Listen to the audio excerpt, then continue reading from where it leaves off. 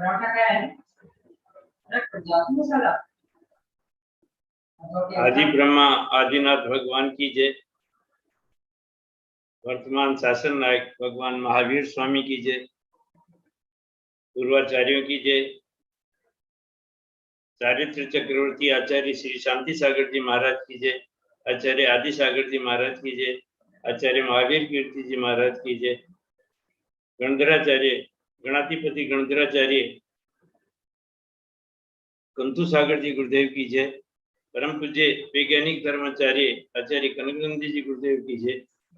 पूज्य मुनि श्रवण सुविज्ञ सागर जी की जय। अध्यात्म नंदी जी की जय। माता जी के चरणों में बंदामी। चुल्लिका माता जी के चरणों में इच्छामी। सभी को जय जिनेन्द्र। आज की इस धर्म सभा को प्रारंभ करने के लिए मैं हरिका गणी सुवत्सलमती माता जी के चरणों में वंदना करते हुए निवेदन करता हूं कि हे माता जी अपने मधुर कंठ से मंगलाचरण कर इसका प्रारंभ करें। वंदना में माता जी वंदना। अरिहंतो भगवंत इंद्र महिता सिद्धश्च सिद्धीश्वरा आचार्याधीन शासनोन्नतिकरा पूजा उपाध्यायका श्री सिद्धांत सुपाठका मुनिवरा रत्नत्रयाराधका पंचेते परमेष्ठिना प्रतिदिनं कुर्वन्तु ते मंगलम्। हृदय के कमल पर पधारो हे माता आकंठ मेरे विराजो हे माता। नमन हो नमन हो नमन हो हमारा समर्पित है जीवन तु देना सारा। हे शारदे माँ हे शारदे माँ अज्ञानता से मुझे तार दे माँ। चेतना के हिमालय तुम्हें भारती माँ के आलय तुम्हें। मेरा मुझसे करा दो मिलन पावन चरणों में श्रद्धा नमन। गुरुवर दो मुझे को अपनी शरण तेरे पग में निरंतर नमन। बोलिए अनंतानंत सिद्ध परमेष्ठी भगवान की जय। द्वादशांग जिनवानी माता की जय। स्वाध्याय तपस्वी आचार्य श्री कनकनंदी गुरुदेव की जय। जब से गुरुदेव का सानिध्य मिला है मेरा जीवन बदल गया है। वो कैसे बदला इसको मैंने शब्दों में पूछा है। गुरु दर्श जब से पाया जीवन बदल गया है। चिंतन की धारा बदली जीवन नया मिला है। गुरु दर्श जब से पाया जीवन बदल गया है। स्वयं से था नाता पर कोई अपना माना। पर के लिए मैंने स्वभाव को नशाया। अब बोध जो मिला है मैं कोई है बनाना। गुरु दर्श जब से पाया जीवन बदल गया है। किसको सुनाऊं भगवन अपने किए की गाथा। बीते दिनों को सोचूं झुकता है मेरा माथा। अब तू ही पथ प्रदर्शक सत मार्ग पर लगाना। गुरु दर्श जब से पाया जीवन बदल गया है। मैं तो हूँ तुच्छ लोहा, कनक मुझे है बनना, पारस हो तुम गुरुवर, उद्धार मेरा करना। सुवत्सल गुरुवर, वात्सल्य मुझको देना, गुरु दर्श जब से पाया, जीवन बदल गया है। अंतिम भावना है, गुरु सामने हो मेरे, गुरु नाम रटते रटते चाहे प्राण तन से निकले, मुक्ति तू अब दिला दे, कुछ और मैं ना चाहूं, गुरु दर्श जब से पाया, जीवन बदल गया। गुरु दर्श जब से पाया, जीवन बदल गया।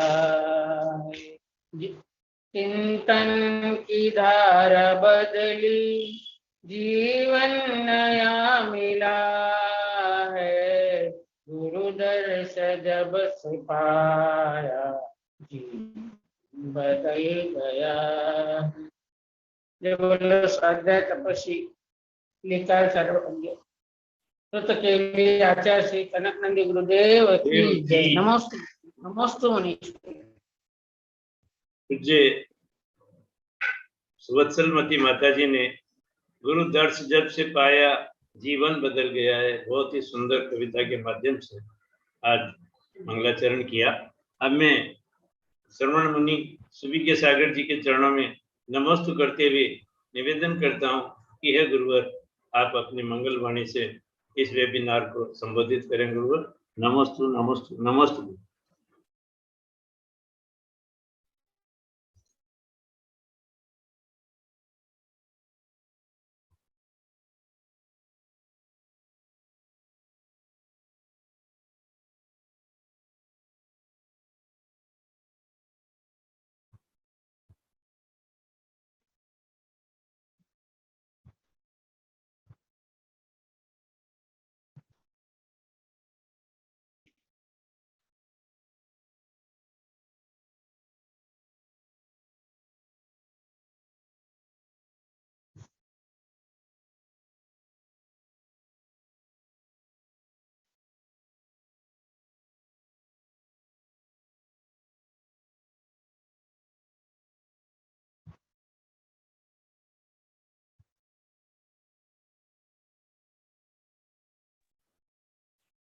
गुरुदेव आवाज नहीं आ रही,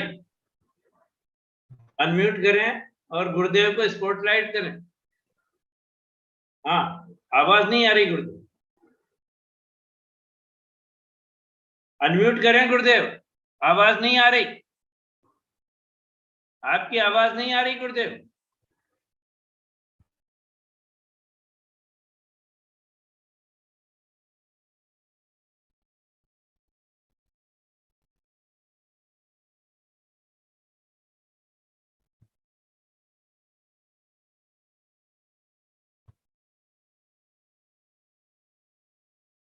नीचे देखे तो समझ में है कि आवाज नहीं आ रही, लिख रहा है।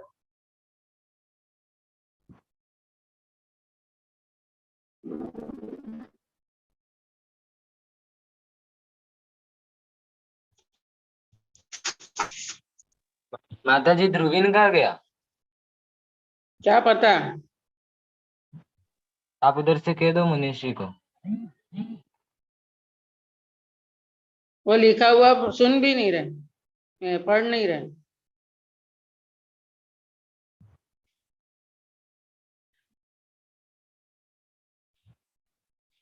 गुरुदेव आवाज नहीं आ रही, आवाज नहीं आ रही गुरुदेव। सुन ही नहीं रहे तो क्या।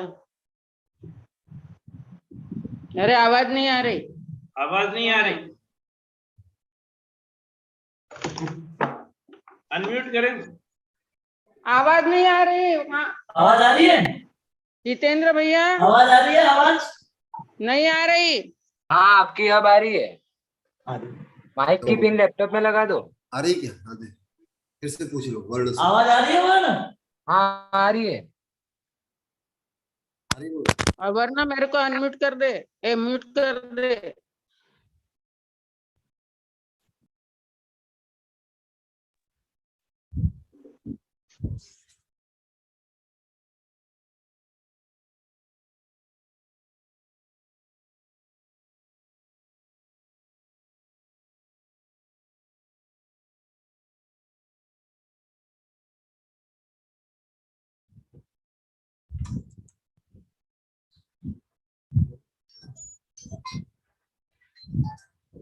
हाँ हाँ अभी जाओ। हाँ एक सवाल। वर्ण आवाज आ रही है? हाँ आ रही है आ रही है। ठीक है। हाँ वर्ण मुझे सुन पा रहे हो आप?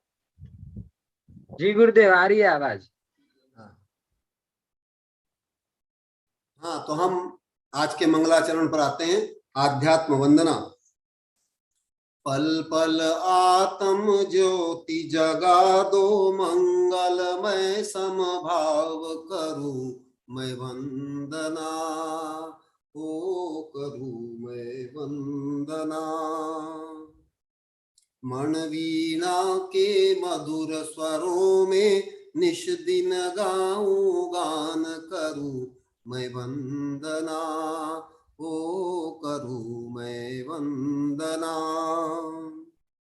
ओ मेरे आत्म भाव सेवा करूं मैं भक्ति भाव से, हर पल तुमको मैं ध्यान धरूं निज भाव में। ज्ञानानंद भाव मुझको भाए, मेरा स्वरूप दर्शाए करूं मैं वंदना, हो करूं मैं वंदना।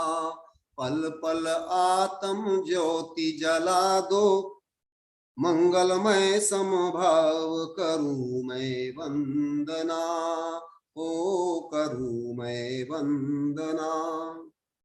तेरे बिना मैंने अनंत दुखों को पाया है,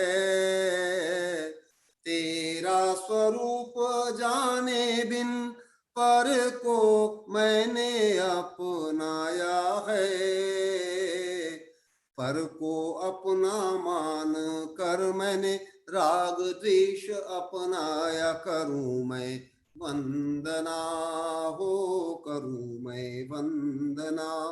पल पल आत्म ज्योति जगा दो, मंगलमय समभाव करूं मैं वंदना, हो करूं मैं अर्चना। अब तुझको ही पाकर मैंने अपना स्वरूप पाया है, तेरी कृपा ने ही मुझको निहाल बनाया है। तेरी कृपा से सब दुख नशे हो जाए, बेड़ा पार करूं मैं वंदना, करूं मैं वंदना। पल पल आत्म ज्योति जगा दो, मंगलमय समभाव करूं मैं वंदना, ओ करूं मैं वंदना, करूं मैं वंदना, हो करूं मैं वंदना। प्रिय धर्मात्मन, अभी मैंने आपको जो मंगलाचरण के रूप में आध्यात्मिक वंदना सुनाई है, उसका कारण एक ये भी है, आज सुबह ही आचार्य भगवंत के पास में दीक्षार्थी पंडित महिपाल जी जैन मुंबई वाले यहाँ पर आए थे और आचार्य भगवंत को उन्होंने अपना निवेदन प्रस्तुत किया कि आचार्य भगवंत मैं दीक्षा लेने जा रहा हूँ आचार्य पद्मनंदी जी गुरुदेव से। और उसके बाद में उन्होंने बहुत आचार्य भगवंत के प्रति विनय प्रकट की, लेकिन आचार्य भगवंत ने उन्होंने जैसा कि आप लोगों से सदैव पूछते हैं, आज पंडित महिपाल जी से भी आचार्य भगवंत ने यही प्रश्न पूछा, क्या तुम्हें आत्म तत्व के बारे में सारा स्पष्टता है? तो उन्होंने बिल्कुल विनम्रता से स्वीकार किया कि गुरुदेव ये विषय मुझे क्लियर नहीं है। गुरुदेव ने उनका क्वालिफिकेशन भी पूछा, आप क्या पढ़े हुए हैं लौकिक? अभी तो पंडित हैं ही, और उनकी पूरा परिवार ही वैरागी है। 4 बहनें उनकी आचार्य पद्मनंदी जी गुरुदेव के पास, आप लोग सब अधिकतर लोग परिचित भी होंगे, उनकी बहनें भी आरिकाएं हैं। और अभी पंडित महिपाल जी भी आगामी फरवरी में शायद दीक्षा लेने जा रहे हैं, डेट मुझे पक्की नहीं मालूम है कब की है, लेकिन वो दीक्षा ले रहे हैं। तो आज आचार्य भगवंत ने उनसे पूछा कि आप क्या पढ़े हो? तो उन्होंने कहा LLB। तो उनको आचार्य भगवंत ने उनसे पूछा कि आप व्याकरण और भाषा की दृष्टि से भी मैं को बताओ, आप मैं के बारे में क्या बोलेंगे? क्योंकि उनकी भी धारणा उन्होंने बताई कि मैं भी मैं को घमंड ही मानता हूं, मैं बोलना। फिर आचार्य भगवंत ने पूछा व्याकरण और भाषा की दृष्टि से बताओ, आप ला पढ़े हैं तो ला पढ़े हैं तो आप संविधान और कानून की दृष्टि से बताओ, और आप अब आध्यात्मिक क्षेत्र में के तो पंडित भी हो और दीक्षा लेने जा रहे हो, तो आध्यात्मिक दृष्टि से भी बताओ मैं का जो स्वरूप है वो आप क्या समझते हो? तो उन्होंने बताया कि गुरुदेव मुझे कुछ स्पष्ट नहीं है। फिर आचार्य भगवंत ने बोला आज तुम मेरे पास आए हो तो मैं तुम्हें थोड़ा सा प्रबोधन इसी विषय में दे रहा हूं कि तुम्हारा स्वरूप क्या है। तुम अपने लिए यदि मैं के लिए यदि समर्पित नहीं होते, इसका स्वरूप नहीं जानते, मैंने भी बोला कि यदि तुम अपने स्वरूप को नहीं जानोगे तो तुम्हारा दीक्षा लेना व्यर्थ हो जाएगा। तो वो बोले गुरुदेव बिल्कुल सत्य है। उनसे ये भी पूछा गया कि क्या आपको किसी ने ऐसा प्रबोधन दिया अभी तक? आप दीक्षार्थी हैं, दीक्षा लेने जा रहे हैं? बोले नहीं गुरुदेव, किसी ने नहीं दिया। आप जैसे समर्थ गुरु ही बोल सकते हैं, बता सकते हैं और हमारे दोष को बता सकते हैं। तो मैं इस दृष्टि से भी बता रहा हूं कि आज उनमें यह आध्यात्मिक भाव प्रकट करवाया आचार्य भगवंत ने कि आपको यही अपने केंद्र में रखना है, और इसी केंद्र को रख करके ही आगामी जो आपकी दीक्षा होगी, साधना होगी, आगे जो भी आपका श्रमण जीवन है वो उसका केंद्र आत्मा ही होना चाहिए, आध्यात्म ही होना चाहिए। इसको छोड़ करके अन्य कुछ भी प्रयोजन नहीं होना चाहिए, ये भी बताया। वो भी आचार्य भगवंत को के प्रति बहुत समर्पित भक्त हैं, शिष्य हैं और आचार्य भगवंत को मानते हैं, इसलिए उन्हें भी बहुत अच्छा लगा। और दूसरा, मैं अब अपनी जिस कविता के पर आ रहा हूं उस कविता के माध्यम से मैं आपको बताऊंगा कि हम अनेक पर्व अपने जीवन में मनाते हैं। कोई सामाजिक पर्व मनाते हैं, कोई धार्मिक पर्व मनाते हैं, आध्यात्मिक पर्व मनाते हैं, कई प्रकार के पर्व हमारे जीवन में आते हैं, लेकिन हमारा मुख्य प्रयोजन आध्यात्मिक पर्व से, क्योंकि कोई भी पर्व हो, ठीक है, सामान्य रूप से सामाजिकता, पारिवारिकता या आपकी राष्ट्रीयता का संवर्धन होता है, वहां तक भी ठीक है, लेकिन मुख्य हमारा जो आध्यात्मिक केंद्र है उसको प्राप्त करना ही पर्वों का मुख्य उद्देश्य। पर्व का अर्थ होता है गांठ, जोड़, संधि, ऐसी संधि जिसके माध्यम से हम आत्म स्वरूप को जाने। चाहे जीवन की कोई भी घटना हो, सुघटना हो, दुर्घटना हो, चाहे कोई भी सिचुएशन हो, सबको आत्मा से ही हमें जोड़ना है। इस दृष्टि से आज की कविता मैं आपको बता रहा हूं और इसका शीर्षक है पर्व से पवित्र बने ना कि पतित। आचार्य भगवान इस कविता के माध्यम से बोध देना चाह रहे हैं कि पर्व के माध्यम से हमको पवित्र ही बनना है, पतित नहीं बनना है। जबकि आज धर्म क्षेत्र में ये देखा जाता है कि पर्व आते ही लोग पतितता का काम अधिक करते हैं। धर्म के नाम पर फैशन, व्यसन और अन्य सारी विकृतियां धर्म क्षेत्र में जो आई हुई हैं, तो वो पर्व के नाम पर अधिक विकृतियां होती है, जो प्रदूषणकारी होती है, फैशन व्यसनकारी होती है, परिग्रहवादी होती है और भावों को भी विकृत करने वाली होती है। तो उस विकृतियों से बचाने के लिए आचार्य भगवंत इस कविता के माध्यम से बोल रहे हैं कि पवित्र पर्व से पवित्र बने ना कि पतित। पालनीय एवं त्यजनीय पर्व, पालने योग्य कौन सा पर्व है और त्यजनीय कौन सा पर्व है, ये भी आपको समझना है। पर्व का यथार्थ स्वरूप जानना है, क्योंकि पर्वों का भी यथार्थ स्वरूप कहीं प्रतिपादन किया नहीं जाता और लोग रूढ़ी से कोई भी पर्व मनाते चले जाते हैं और जीवन में कोई भी उनके क्रांति नहीं हो पाती। इसका कारण है पर्व का यथार्थ स्वरूप नहीं जानना। इस कविता के माध्यम से मैं आपको बता रहा हूं कि पर्व का स्वरूप क्या है और क्या हमको पालना है और क्या त्याजना है, ये इस कविता के माध्यम से प्रस्तुत है। तो सुनिए। पवित्र भाव से पर्व मनाओ, होली दिवाली पर्यूषण जानो, सत्य प्रेम व दया अपनाओ, विश्व मैत्री का गाना गाओ। एक एक शब्द पे आप ध्यान देना, कितनी अच्छी कविता है। आपको पर्व का पूर्ण रहस्य समझ में आएगा, क्या पालनीय, क्या त्यजनीय, क्या ग्रहणीय और क्या छोड़ने योग्य है, ये सब ज्ञात हो जाएगा। तन मन वाचा करो पवित्र,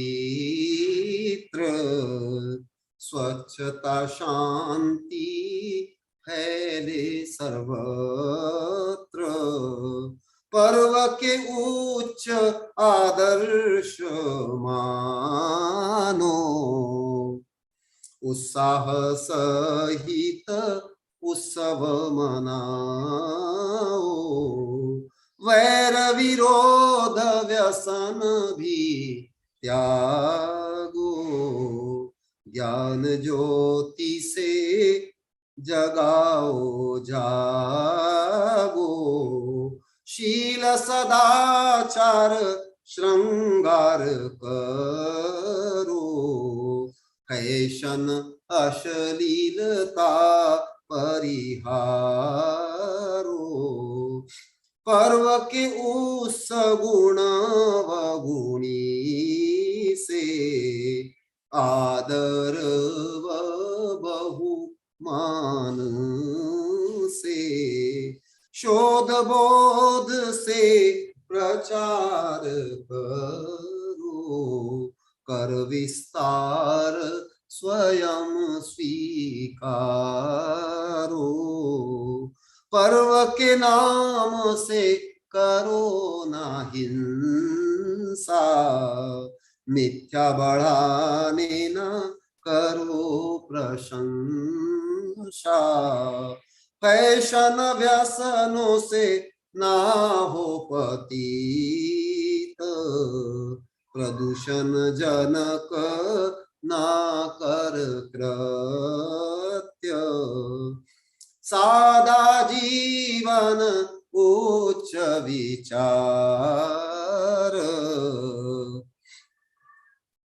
सादा जीवन उच्च विचार शिक्षा, पर्व में ना हो कभी भी उपेक्षा, पर्व से जुड़े सब सुगुण सज्जन, इसीलिए पर्व का हुआ है सर्जन, पर्व से जुड़े हैं समाज या धर्म, पर्व से प्रभावित ये भी दोनों, इसीलिए दोनों के हित निमित्त, पर्व में औचित्य होना उचित, औचित्य शिक्षा आदर्श बीना, पर्व मनाना पतित ही माना, ऐसे पर्व को करो परिष्कार, अन्यथा करो उसे बहिष्कार, रोमन पर्व या ग्लेडिएटर युद्ध, परस्पर दासों का हो होता था युद्ध, संभ्रांत वर्ग वहां आनंद लेते, क्रूर युद्ध से दास ही मरते। मैं सभ्यता के नर बलि पर्व, पशु बलि आदि बर्बर पर्व, दास हत्या के रोमन पर्व, मानव जाति के कलंक पर्व, दास प्रथा सम त्यजनीय सर्व, धर्म या राष्ट्र के यदि वो पर्व, पवित्र करे सो सेवनीय पर्व, त्यजनीय है सर्व पतित पर्व, मांस भक्षण या सुरापान,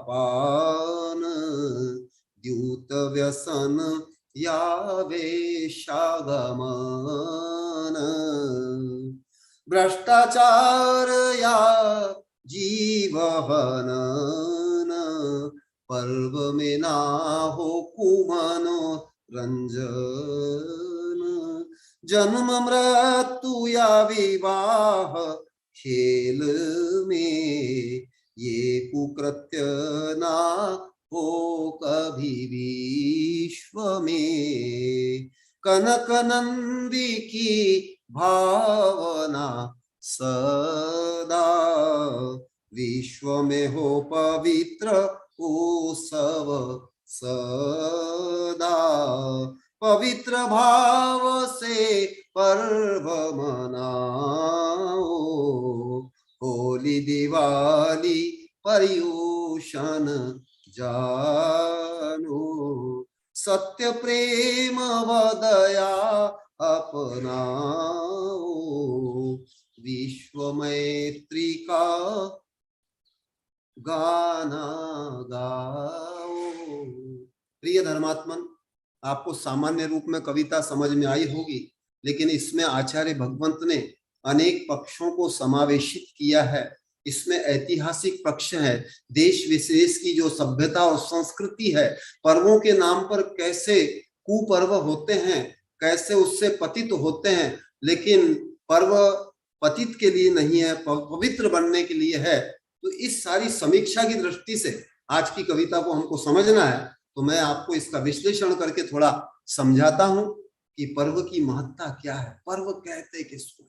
पहले तो हम पर्व शब्द से ही परिचित नहीं।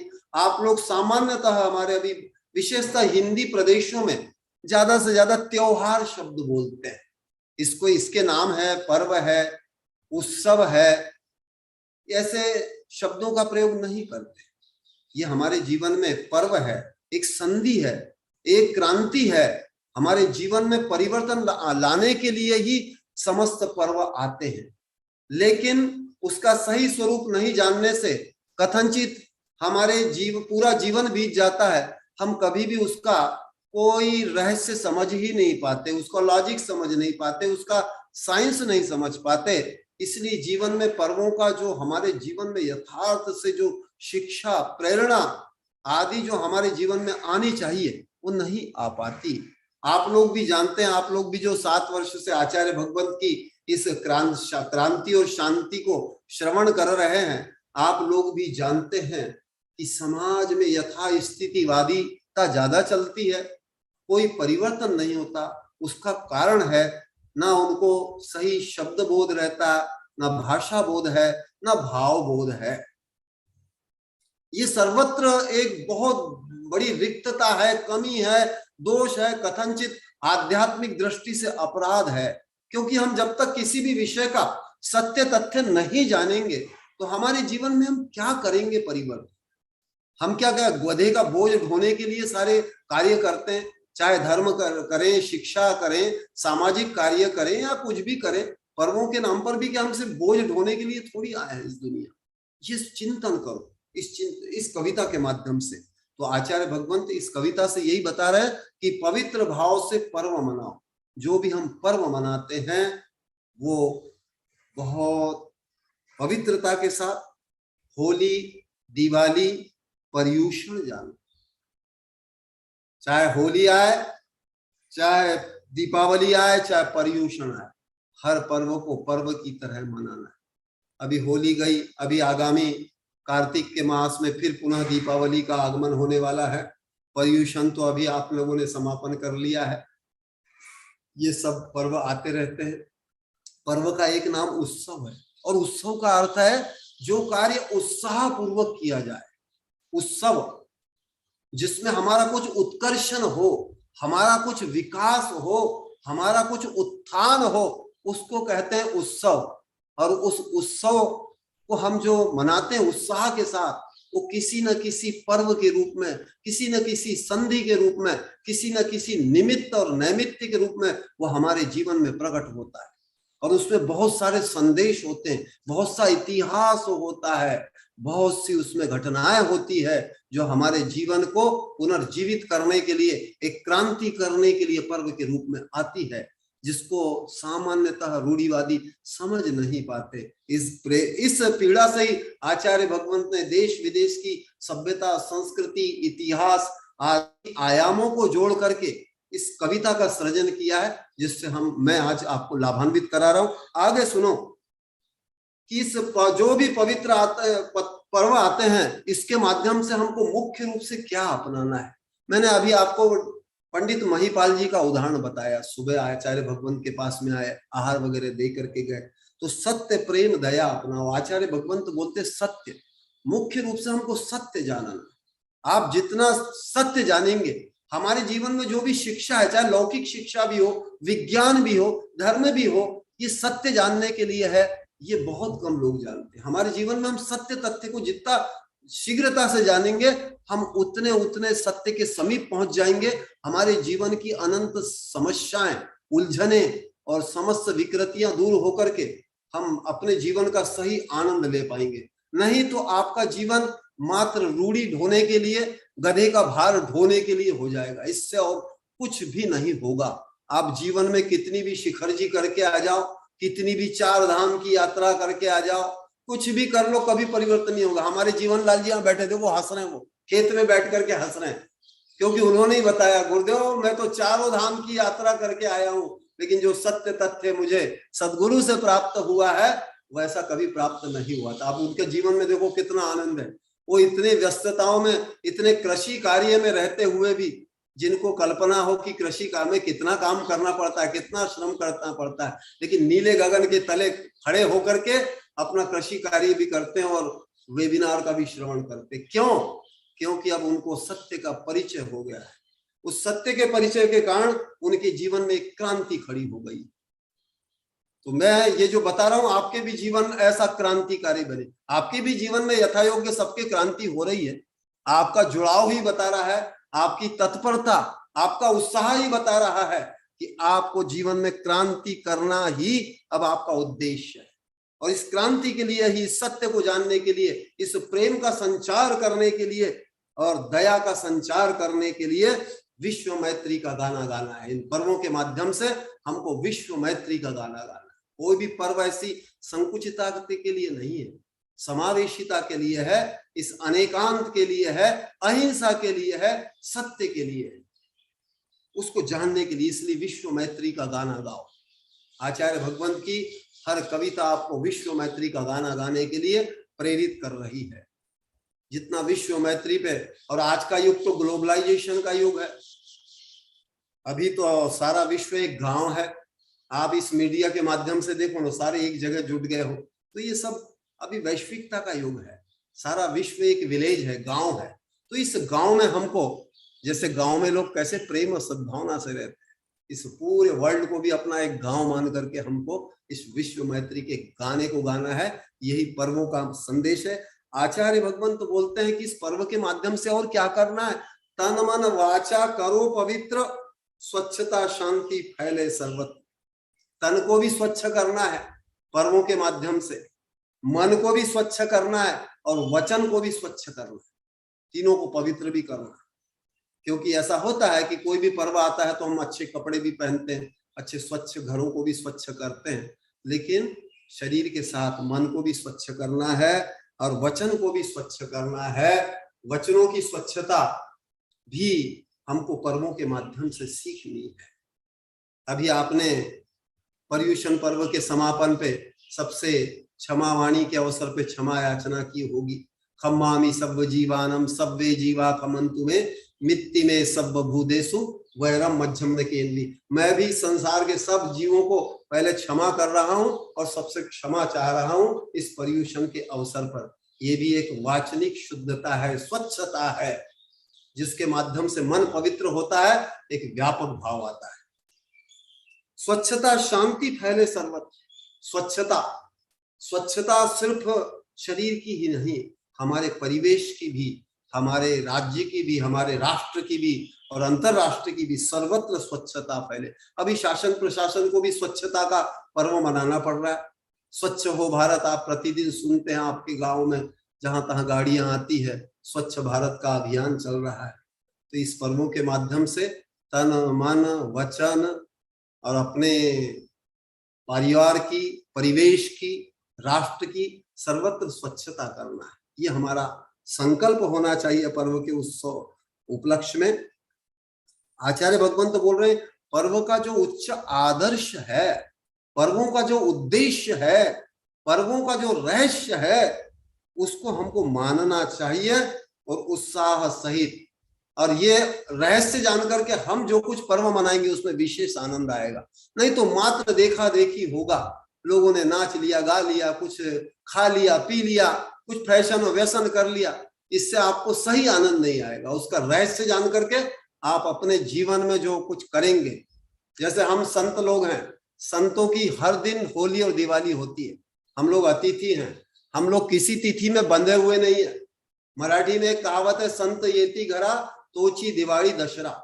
इसका अर्थ है संत जहां आते हैं वहीं दीपावली होती है, वही दशहरा होता है। प्रति समय प्रतिदिन यहाँ पर दीपावली और दशहरा है। यहाँ तो ज्ञानानंद, सहजानंद और सब गुणानंद, इसकी सब दीपावली निरंतर चलती है, होली भी चलती है। होली खेले मुनिराज अकेले वन में, तो साधु की, संतों की जो होली है वो निरंतर चलती है। और ये मैं विषय इस दृष्टि से भी बता रहा हूं कि आपका जीवन ही पूरा पर्वमय बन जाए। हर समय आपको ऐसी अनुभूति हो कि आज ही सब दीपावली है, आज ही होली है, आज हर दिन पर्युषण है, हर दिन रक्षाबंधन है। कोई दिन ऐसा नहीं, किसी तिथि विशेष से बंध के क्या आनंद लेना, प्रति समय आनंद जीवन में उत्पन्न हो, इस भावना से हमको पर्व का रहस्य समझना है। और आगे बोलते हैं आचार्य भगवान, वैर विरोध और व्यसन त्यागो। ये पर्व जितने आते हैं इसके उपलक्ष्य में हमको यही हमेशा भावना भानी चाहिए कि मेरा वैर विरोध भी दूर हो, व्यसन भी दूर हो, अपने जीवन से फैशन दूर हो, और ज्ञान ज्योति से जगाओ जागो, और ज्ञान ज्योति जगे और स्वयं को भी जगाओ और स्वयं जागो भी और जगाओ भी, दूसरों को भी एक सुंदर मैसेज हम देते रहे इसके माध्यम से, पर्वों के माध्यम से। मुझे तो कभी भी ऐसा लगता नहीं, मैं तो आचार्य भगवान भी यही कहते, मैं भी हमेशा कहता हूं कि हम लोग, मुझे तो कभी ऐसा लगता हर दिन ही पर्व लगता है। लोग बोलते ये आया वो गया, वो कभी कुछ गया नहीं है। जीवन तो सदैव पर्वमय ही है, उत्सवमय ही है। और सबसे बड़ा उत्सव तो आत्मा का उत्सव है, जहां पर अनंत ज्ञान है, दर्शन है, सुख है, वीर्य है, ऐसी अनंतता से भरा हुआ, अनंत गुणों से भरा हुआ मेरा जो स्वरूप है, आत्म स्वरूप है, वहां तो सतत ही आनंद है। मराठी में कहावत है, आनंदी आनंद घड़े इकड़े तिकड़े चौवी कड़े, आनंद ही आनंद की वर्षा है। और आचार्य भगवंत लिख रहे हैं कि शील सदाचार श्रृंगार करो, फैशन अश्लीलता परिहार। देखने में यह आता है कि पर्वों के नाम पर फैशन और अश्लीलता का प्रदर्शन बहुत अधिक होता है। ये बिल्कुल होना नहीं चाहिए। वह और शील सदाचार श्रृंगार करो, जीवन में सदाचार आना चाहिए। Simple living and high thinking, आप बहुत बड़ा पर्व मना रहे मान करके चलिए। फैशन अश्लीलता का परिहार करो, पर्व के उस गुण व गुणी से करो आदर बहुमान से। और पर्व के आचार्य भगवंत एक और मैसेज दे रहे हैं कि इस पर्व के उपलक्ष्य में हमको गुण और गुणियों का आदर करना सीखना चाहिए, और गुण गुणी का आदर करना ही वास्तव में धर्म है। वंदे तदगुण लब्धये, यानी धर्म समस्त गुणों की प्राप्ति के लिए ही है। एक प्राचीन कहावत है, गुण ना हीरे गुण ग्राहक हीरानो है। आचार्य भगवान की भी आप प्रवृत्ति देखते हैं, कितना भी कोई पापी से पापी व्यक्ति आया है जिसको लेकर के अधिकतर मूढ़ लोग संतों की प्रवृत्ति समझ नहीं पाते। संतों को क्या आप अपने जैसा देखना चाहते हैं? संतों की यही संतत्व है, यही उनकी ग्रेटनेस है कि वो पापी में भी कुछ गुण ढूंढते हैं, उसके भी उत्थान की भावना करते हैं। इसको कहते हैं संतत्व। और इससे सबसे कम परिचित है तो जैन लोग, ये मैं आपको बता रहा हूं। आप लोग तो अभी समझने लगे हो 7 वर्षों की इस क्रांति के माध्यम से, लेकिन जैन लोग सबसे कम अनुभव रखते। हमारे में इतनी सदाशयता और इतनी सद्भावना सदैव होना चाहिए। आप एक धार्मिक व्यक्ति है, आप इतने पर्व मनाते हैं, आपके जीवन में थोड़ा भी भावों में परिवर्तन नहीं आया, कोई गुण ग्राहकता नहीं आई, सत्यग्राहिता नहीं आई, आपने गुण गुणियों के प्रति आदर भाव भी नहीं आया, तो आपका ये पर्व मनाने से क्या लाभ है? आचार्य भगवान की कविता आपने सुनी है ना, जाना नहीं निज आत्मा, ज्ञानी हुए तो क्या हुए, ध्याया नहीं निज आत्मा, ध्यानी हुए तो क्या हुए, जाना नहीं निज आत्मा। आचार्य भगवान तो बोल रहे हैं कि तुमने अपने स्वरूप को नहीं समझा, और जो स्वयं के स्वरूप को जानता है वो ही दूसरों का भी सम्मान कर सकता है। मेरे जैसे ही सब है, सब्वे शुद्धा हो शुद्ध नया, सिया राम मैं सब जग जानी, करहूं प्रणाम जोर जुग पानी, वैदिक धर्म में भी कहा जाता है। सब संसार ही जब राम में है, सब जीव ही जब सिद्धमय है, शुद्धमय है, तो मैं किससे वैर विरोध करूं? जॉर्ज बर्नार्ड शॉ भी बोलते थे, विदेश के एक दार्शनिक हो गए, उन्होंने भारतीय दर्शनों का बहुत अध्ययन किया था, जैन दर्शन का भी विशेष अध्ययन किया था। वो भी यही बोलते थे कि जितने पशु पक्षी हैं, कीट पतंग हैं, ये तो मेरे मित्र हैं, मैं इनका मांस कैसे खा सकता हूं? ये मेरे मित्र हैं, मेरी मैत्री है इनके साथ। और जैन धर्म तो हर जीव के प्रति आपको मैत्री सिखाता है। खम्मामि सब्ब जीवाणम, क्या है ये सब? सब्वे शुद्धा हो शुद्ध नया, क्या है ये सब सूत्र? तो इसके लिए आचार्य भगवंत बोल रहे हैं कि गुण और गुणी का आदर करो, बहुमान करो। मैं आपको कई बार आपने मुझे देखा होगा, मैं आपको ऐसे विनोद में ही जय जिनेंद्र करने के लिए लगाता हूं, आपको कुछ ऐसा विनोद जैसा लगता है। लेकिन आज ही मैंने पंडित महिपाल जी बहुत प्रसन्न हो रहे थे, मैंने उनको पंडित जी को बताया, इस एक जय जिनेंद्र करने में देखो कितने आयाम छिपे हुए हैं। इसमें एक तो प्रेम, सद्भावना, आदर, सत्कार, अभिवादन, कषाय का निरसन, कितने गुण छिपे हुए हैं एक जय जिनेंद्र करने में। चाहे कि जिस रूप में भी आप अभिवादन करते, कोई जोहार बोलता है, कोई जय जिनेंद्र बोलता है, लेकिन इसमें भी आदर छिपा हुआ है, इसमें भी प्रेम और सद्भावना छिपी हुई है। ये भाव भी आपका अंदर में प्रतिदिन सहज रूप में आ जाएगा, तो आपके जीवन में भी पर्व का जो उत्सव है वो उतरता जाएगा। इसलिए आप जब भी यहाँ आते हैं, आप लोग कैसा अनुभव करते हैं? एक उत्सव की तरह ही अनुभव करते हैं, जैसे कोई उत्सव ही चल रहा है।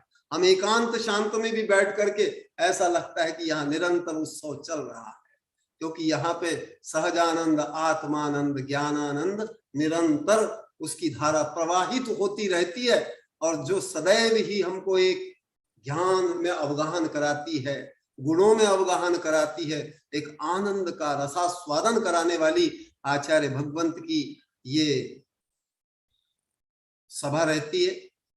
गुरुकुल रहता है, स्वाध्याय सभा रहती है, वेबिनार रहता है, सिंपोजियम रहता है। चाहे जो आप एक्टिविटी में कभी भी आए, सदा ही सदा आनंद ही आनंद है। पर्व का बिल्कुल प्रायोगिक रूप आपको देखने को मिलता है।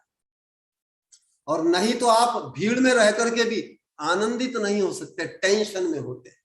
देखो मैं एक गीत के माध्यम से बताता हूं आपको कि आप भीड़ में भी एकांत में हो जाते हैं, और एकांत में होते हुए भी सर्वत्र आनंद ले सकते हैं। आईने के 100 टुकड़े करके हमने देखे हैं, एक में भी तन्हा थे 100 में भी अकेले हैं, 100 में भी अकेले हैं। आईने के 100 टुकड़े करके हमने देखे हैं, एक में भी तन्हा थे 100 में भी अकेले हैं, 100 में भी अकेले हैं। आप अकेले क्यों हो जाते हैं? अपने ही भावों से अकेले भी हो जाते हैं और अपने ही भाव से समुदाय में आ जाते हैं। सब आपके भाव पर निर्भर करता है। इसलिए गुण गुणी का आधार करने के लिए आचार्य भगवंत बोलते हैं इस पर्व से हमको शिक्षा लेनी। पर्व से और एक शिक्षा क्या लेनी है? शोध बोध से प्रचार करो, इसका शोध बोध करो। हर पर्व, ये पर्व क्यों आता है? आपको सामान्य रूप से प्रबोधनकार अपने प्रबोधनों में बताते ही है पर्व का सामान्य रूप, लेकिन और भी उसके जो रहस्य होते हैं उसका शोध बोध हमको करना चाहिए और विस्तार करना चाहिए, स्वीकार भी करना चाहिए, अन्य को उसकी महत्ता बताना भी चाहिए। पर्व के नाम पे ना करो हिंसा। पर्व के नाम पर देश विदेशों में अनेक प्रकार की हिंसाएं भी देखने को मिलती है। धर्म क्षेत्र में पर्व के नाम पर सबसे अधिक हिंसा होती है। ये हमारा पर्व है, ये हमारी परंपराओं के नाम पर, हमारे पंथ के नाम पर, संप्रदाय के नाम पर, संकीर्णताओं के नाम पर, देश विदेश में पर्व के नाम पर बहुत सी ऐसी विकृतियां भी देखने को मिलती है। मैंने आपको इसका भी पॉजिटिव पक्ष बताया, लेकिन इसका निगेटिव पक्ष भी यह है कि धर्म के नाम पर सबसे ज्यादा विकृतियां होती है, हिंसा होती है, पशु बलि होती है, पशुओं को लड़ाया जाता है। मैं अभी आगे की पंक्तियों में बताने वाला हूं कि कैसे कैसे पर्व मनाए जाते हैं संसार में और कैसे इस जीवन को नरक बनाया जाता है। इसलिए आचार्य भगवान ने प्रारंभ में बताया पर्व से पवित्र बनना है, पतित नहीं बनना है। और आचार्य भगवान तो बोल रहे हैं कि पर्व के नाम से कोई हिंसा भी नहीं करो और ना ही कोई मिथ्या प्रशंसा बढ़ाने की दृष्टि से कोई कार्य करो। पर्व कई लोग इसीलिए भी कर लेते हैं कुछ हमारी प्रशंसा हो जाए, कुछ हमें जरा वाही वाही मिल जाए, बिल्कुल इसलिए भी नहीं करना। भावों की पवित्रता करोगे, आत्म प्रभावना होगी तो स्वयं बाह्य में भी प्रभावना दिखेगी ही दिखेगी। और फैशन व्यसन से ना हो पतित, प्रदूषण जनक ना कर। फैशन व्यसन से भी प्रतीत नहीं करना। इस फैशन व्यसन के कारण आचार्य भगवंत ने इसके वैज्ञानिक कार्य कारण भी बताए हैं। एक फैशन और व्यसन करने से कैसे वो एक प्रदूषणकारी उसकी एक श्रृंखला बनती है, कैसे वो पूरे ग्लोबल वार्मिंग से लेकर के अतिवृष्टि, अनावृष्टि आदि जितनी समस्याएं हैं आज प्राकृतिक, इसका क्या कैसा संबंध है, कैसा इसका एक बटरफ्लाई इफेक्ट है, ये भी आचार्य भगवंत सदैव आपको बताते हैं। आचार्य भगवंत के साहित्य से ये विषय सबको पढ़ना चाहिए, तब आपको रहस्य समझ में आएगा। तो इसलिए प्रदूषणकारी कोई भी ऐसा कार्य हमको इस पर्व के माध्यम से नहीं करना है, ये भी शिक्षा मिलती है। और सादा जीवन उच्च विचार, ये शिक्षा प्राप्त करनी है और इसकी उपेक्षा हमारे पर्वों में कभी होनी नहीं चाहिए। जीवन सादगी की ओर हमारा बढ़ना चाहिए। और पर्व से जुड़े सब सुगुण सज्जन, इसलिए पर्व का हुआ सज्जन। आचार्य भगवंत एक लॉजिक बता रहे हैं कि पर्वों का सृजन क्यों हुआ, पर्व क्यों बनाए गए, चाहे नैमित्तिक हो चाहे शाश्वतिक पर्व हो, कोई भी पर्व हो, क्यों बनाए गए? क्योंकि पर्व से सब सुगुण गुणों को भी जोड़ना है, सुगुणों को जोड़ना है, सज्जनों को जोड़ना है, संगठन को हमको सशक्त करना है। लेकिन उल्टा होता है। पर्व के नाम पर आपने आए दिनों देखा होगा कैसी सांप्रदायिक हिंसाएं होती है, कैसे अलगाव होता है, कैसे आतंकवाद होता है, कैसी कैसी दुर्घटनाएं होती है। लेकिन हमको इसके माध्यम से विघटित नहीं होना है, संगठित होना है। इसलिए पर्व का सृजन हुआ है, सुगुणों को बढ़ाना है और सज्जनता को भी बढ़ाना है। पर्व से जुड़े हैं समाज या धर्म, पर्व से प्रभावित ये भी दोनों। पर्व से समाज भी जुड़ा हुआ है, धर्म भी जुड़ा हुआ है और दोनों भी जुड़े हुए हैं। इसलिए धर्म के लिए, समाज के हित के लिए भी, धर्म के लिए भी पर्व में इसका औचित्य होता है। पर्व में ये सब होता है कि हम सब जुड़े रहें, हम विघटित ना हो, हम एक दूसरे का सम्मान करना सीखें। औचित्य शिक्षा आदर्श बिना पर्व मनाना पति थी। यदि हम इसका औचित्य नहीं जानेंगे, इसकी शिक्षा को नहीं मानेंगे, इसके रहस्य को नहीं जानेंगे, इसके आदर्श को नहीं जानेंगे, तो हमारे पर्व मनाने में कोई भी लाभ नहीं है, मात्र औपचारिकता हो जाएगी, गधे का भार ढोना है, जीवन भर ढोते रहोगे और सिर्फ एक अवचेतन संतुष्टि होती रहेगी कि मैंने पर्व मना लिया, मैंने कोई बड़ा को किसी तथाकथित ईश्वर को प्रसन्न कर लिया, यही आपका भाव रहेगा। लेकिन उससे आपका पतन ही अधिक होगा, ये भी बता रहे हैं। और आचार्य भगवंत बोल रहे हैं ऐसे पर्व को जहां पे कोई आदर्श नहीं, शिक्षा नहीं, औचित्य नहीं, ऐसे पर्वों का करो बहिष्कार। यदि सच्चा पर्व है उसका परिष्कार करो, उसको मनाओ, नहीं तो उसका बहिष्कार करना ही उचित है। आचार्य भगवंत अब विदेश के भी कुछ उदाहरण दे रहे, इतिहास के भी कुछ उदाहरण दे रहे। रोमन पर्व या ग्लेडिएटर युद्ध, रोमन में जो देश था जिसका अब नाम चेंज हो गया, रोमन पर्व या ग्लेडिएटर युद्ध, परस्पर दासों का होता था युद्ध। उस रोमन के में जो पर्व होता था, ग्लेडिएटर युद्ध होता था, वहां पे दासों को लड़ाया जाता था। मनुष्य जो दास होते थे उनको लड़ा करके वहां के जो संभ्रांत वर्ग है वो आनंद लेते थे। इसी को जैन धर्म में बोला जाता है, गंभीर शब्द है, हिंसा नंदी रौद्र ध्यान, यानी दूसरों को लड़ते हुए देखना और उससे आनंद मनाना, ये रौद्र ध्यान है, हिंसा नंदी रौद्र ध्यान है। तो वहां के लोग उससे आनंद लेते थे और क्रूर युद्ध से दास ही मर, और उस क्रूर युद्ध में बेचारे दास लोग मारे जाते थे। और ऐसे जो हिंसा नंदी रौद्र ध्यान करने वाले हैं वो उसको उत्सव मना करके उससे आनंदित होते थे। ऐसी देश विदेश में कई ऐसे पर्व हैं जहां पे कहीं मुर्गों को लड़ाया जाता है, कहीं सांडों की लड़ाई करवाई जाती है, कई ऐसे पर्व हैं। हमारे देश में भी जल्लीकट्टू वगैरह आदि, ये दक्षिण भारत में बहुत से ऐसे पर्व हैं, इसमें यही होता है। देखो कितनी शोधपूर्ण कविता है। आप धर्म के साथ में इतिहास का भी बोध कर रहे हैं। किन किन देशों में, परिवेश में आपको रोमन के भी और ग्लेडिएटर के भी युद्ध के बारे में आचार्य भगवंत बता रहे कि धर्म के नाम पर कैसी कैसी विकृतियां। हमको इसलिए इस पर्व के उपलक्ष्य में अपनी संकीर्णताओं से भी बाहर आना है, धर्म को व्यापक रूप में समझना। धर्म का अर्थ सिर्फ कोई जैन धर्म ही नहीं होता।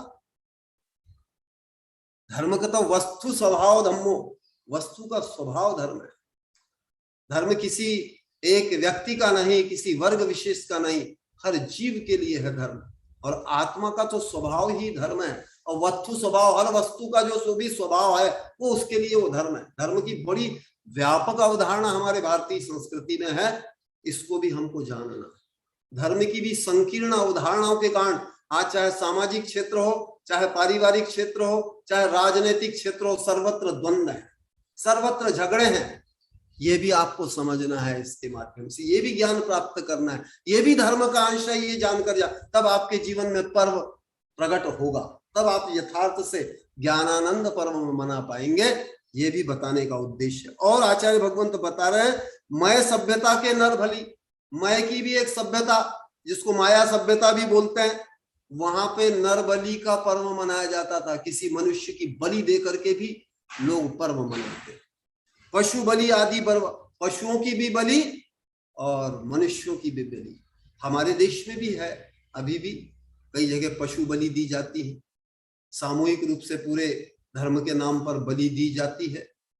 बड़े बड़े ऊंटों को भी कत्ल कर दिया जाता है और अन्य भी जीवों को मारा जाता है। इस सारी विकृतियां पर्व के नाम पर है। दास हत्या के रोमन पर्व मानव जाति के कलंक पर। रोमन का जो पर्व दास हत्या का है, ये मानव जाति का कलंक पर्व है।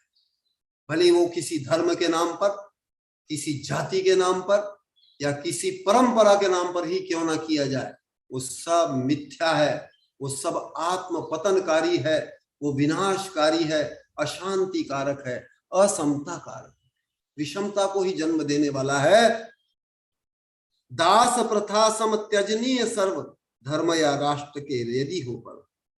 जैसे दास प्रथा का निवारण हमारे देश में भी राजा राम मोहन राय ने, भगवान महावीर ने भी दासत्व का निवारण करने के लिए चंदना का उद्धार किया।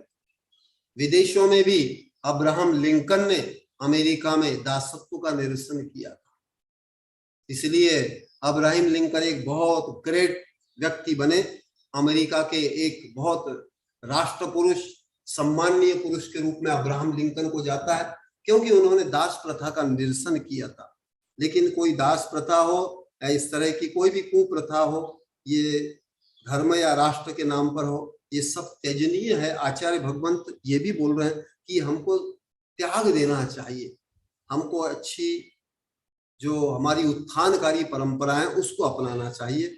और पवित्र करे सो सेवनीय पर्व, पर्व का अर्थ ये भी होता है जो हमको पवित्र करे। यदि पवित्र नहीं कर रहा है तो वो पर्व ही नहीं है, त्यजनीय है सर्वपतित पर्व। आचार्य भगवंत बोलते हैं ऐसे जितने ये पतित पर्व हैं ये सब त्यजनीय है। मांस भक्षण या सुरापान, आपने देखा होगा देश विदेशों में कोई पर्व विशेष आता है तो उस समय अधिक लोग व्यसन करते हैं, अधिक मांस भक्षण करते हैं, अधिक सुरापान करते हैं, जुआ खेलते हैं। यहाँ तक कि दीपावली के अवसर पे भी बहुत से लोग जुआ खेलते हैं। कई लोग कुछ भी कुतर्क देते हैं, पांडवों ने भी जुआ खेला था इसलिए हम भी जुआ खेलते हैं। इसलिए पर्वों के नाम पर, परंपराओं के नाम पर, कैसी ये कविता बताने का उद्देश्य भी यही है कि हमारे जीवन में विकृति कैसे प्रवेश करती है धर्म के नाम पर, परंपराओं के नाम पर, इससे भी हमको सतर्क रहना है। और इसकी क्रांति के लिए ही विशेषतः ये जिन धर्म है। हमारे जीवन में ये सारा मिथ्यात्व हटे और सम्यक्त्व की क्रांति हो, उसके लिए ही ये समस्त व्यवस्थाएं, पर्व की व्यवस्थाएं। आप लोगों की प्रसन्नता भी बता रही कि आपको बहुत आनंद आ रहा है, बहुत अच्छा विषय प्राप्त हो रहा है, क्योंकि ऐसा है ये विषय शोधपूर्ण। आचार्य भगवंत जैसे कविता में लिख देते हैं, ये विषय सर्वत्र प्राप्त नहीं होता है। आचार्य भगवंत बोलते हैं पर्व के उपलक्ष्य में कोई मांस भक्षण, सुरापान, जुआ, व्यसन, वैश्यागमन, भ्रष्टाचार, कोई जीव हनन हो, पर्व में ना हो कुमनोरंजन। ऐसे पर्व के नाम पर कोई भी कुमनोरंजन भी नहीं होना चाहिए। इसलिए हम भी इस विषय में सतर्क हो। पर्व का यथार्थ स्वरूप हम जब समझेंगे और यथार्थ रूप में जब मनाएंगे तभी हमारे जीवन में कुछ क्रांति होगी। नहीं तो आप भीड़ का हिस्सा बनते रहेंगे, एक में भी तन्हा थे और 100 में भी अकेले ही रहेंगे। भीड़ का मनोविज्ञान है, क्राउड साइकोलॉजी। जीवन भर भीड़ में आप बहते रहेंगे और कहीं भी जाकर के पहुंच नहीं सकते, आप 1 इंच भी नहीं पहुंच सकते। हमारी मधुबाला मैडम हमेशा बोलती है, गुरुदेव मेरा चौथा पक्का। क्यों बोलती है? क्योंकि अब कुछ प्रगतिशील हो गई है, नहीं तो जीवन आपका जहां के वहीं ठहरा ही रहेगा। हमारे जीवन लाल जी भी हमेशा बोलते हैं, गुरुदेव मेरे जीवन में बहुत बड़ी क्रांति हो गई। अन्य भी लोग बोलते हैं, सब यथायोग्य। हमारे सुमति विलास मामा जी भी बैठे हुए हैं, इनके भी जीवन में जो क्रांति है, इनके परिवार जन से लेके समाज जन, कॉलोनी वाले सब बताते हैं।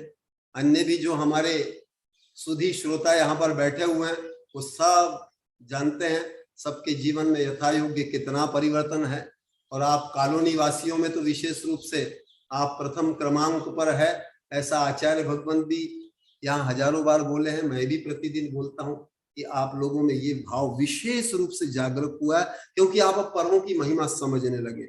आचार्य भगवंत बोलते हैं, जन्म हो, मृत्यु हो, विवाह हो, खेल हो, ये कुकृत्य ना हो कभी विश्व में। क्योंकि पर्व भी कई नाम, धर्म के नाम पर नहीं, किसी के जन्म पे, मृत्यु पे, विवाह पे, खेल में, खेलों के नाम पर भी कैसे कैसे खेल होते, कैसी कैसी हिंसा होती है। आपने भारत पाकिस्तान का क्रिकेट मैच कभी देखा होगा? कभी कभी ऐसा लगता है जैसे भारत और हिंदुस्तान में जैसे युद्ध हो रहा है, ऐसा भी देखने को मिलता है। ये भी सब विकृति है। ये भी एक क्रिकेट का पर्व आ जाता है और लोगों को फिर मनमानी करने के लिए और अपनी जो अंतरंग में कुंठाएं हैं उसके प्रकटीकरण के लिए एक निमित्त मिल जाता है। ऐसा भी एक विकृत रूप होता है। तो इसलिए आचार्य भगवंत इस कविता के माध्यम से आपको ये संदेश दे रहे हैं कि हम विश्व में जो भी उत्सव मनाते हैं, पर्व मनाते हैं, उन सब को हम पवित्र भावों से ही मनाएं और विश्व में समस्त पवित्रता का ही संचार हो, सद्भावना का संचार हो, विश्व मैत्री का संचार हो, सत्वेषु मैत्री गुणीषु प्रमोदम का ही निरंतर संचार हो। इस भावना के साथ मैंने ये कविता प्रस्तुत की। अब मैं दूसरी एक कविता प्रस्तुत कर रहा हूं, ऐसी ही है जैसे सार्वभौमिक नैतिक आध्यात्मिक सूत्र। कुछ सूत्र अभी मैंने आपको पर्व के माध्यम से इस सत्य तथ्य का परिचय कराने का प्रयास किया। दूसरी कविता के माध्यम से मैं आपको बताऊंगा कि सार्वभौम नैतिक आध्यात्मिक सूत्र जो सार्वभौमिक है, नैतिक दृष्टि से भी आध्यात्मिक दृष्टि से। लेकिन हमको पहले नैतिकता को भी जानना पड़ेगा। आध्यात्मिकता तो बहुत उच्च दर्जे का विषय है। आध्यात्मिकता तो जीवन में चतुर्थ गुण स्थान से प्रकट होती है, लेकिन उसके पूर्व हमारे जीवन में धार्मिकता होती है, उसके पूर्व नैतिकता होती है, और उसके भी जो पूर्व की स्थिति है एक नागरिकता होती है। लेकिन अभी मुझे ऐसा समझ में आता, मेरे अनुभव में, आचार्य भगवंत का तो प्राचीन अनुभव है कि अभी लोगों को नागरिक शास्त्र भी पढ़ने की आवश्यकता है। सही नागरिकता भी आज देश में नहीं है। आज देश में भी आप देखते हैं कि जहां पढ़े लिखे लोग हैं, जो क्वालिफाइड कहलाते हैं, वही लोग ज्यादा देश में सरकारी संपत्तियों को बहुत हानि पहुंचाते हैं, क्योंकि नागरिकता भी नहीं है, नागरिकता का भाव नहीं है। जैसे आप जापान में नागरिकता का भाव देखेंगे, जापानी नागरिकों में राष्ट्रीयता की भावना बहुत है, अपने देश के प्रति संगठन की भावना बहुत है। भारतीयों में ये बहुत बहुत कमियां हैं। तो इस के माध्यम से हमारे जनजीवन में, हमारे नागरिक जीवन में, हमारे नैतिक जीवन में, आध्यात्मिक जीवन में क्या कमियां है और कैसा उसका एक सार्वभौमिक, सार्वकालिक और एक अंत्योदय और सर्वोदय रूप होना चाहिए, इस कविता के माध्यम से आप सुनिए। कविता तो मैं पूरी गाऊंगा नहीं, आपको सीधा सीधा उसका विश्लेषण करता ही चलता हूं। आचार्य भगवंत बोलते हैं, धर्म वहां हो नहीं सकता जहां पर नैतिकता ही नहीं। यदि व्यक्ति में सामान्य नैतिकता नहीं होगी तो वो क्या धर्म समझेगा। धर्म तो बहुत बड़ा विज्ञान है, धर्म तो बहुत बड़ी उच्च स्थिति है। भली धर्म के नाम पर लोग विकृत होते हैं, वो अलग विषय है, लेकिन जहां नैतिकता नहीं वहां धर्म होता ही नहीं।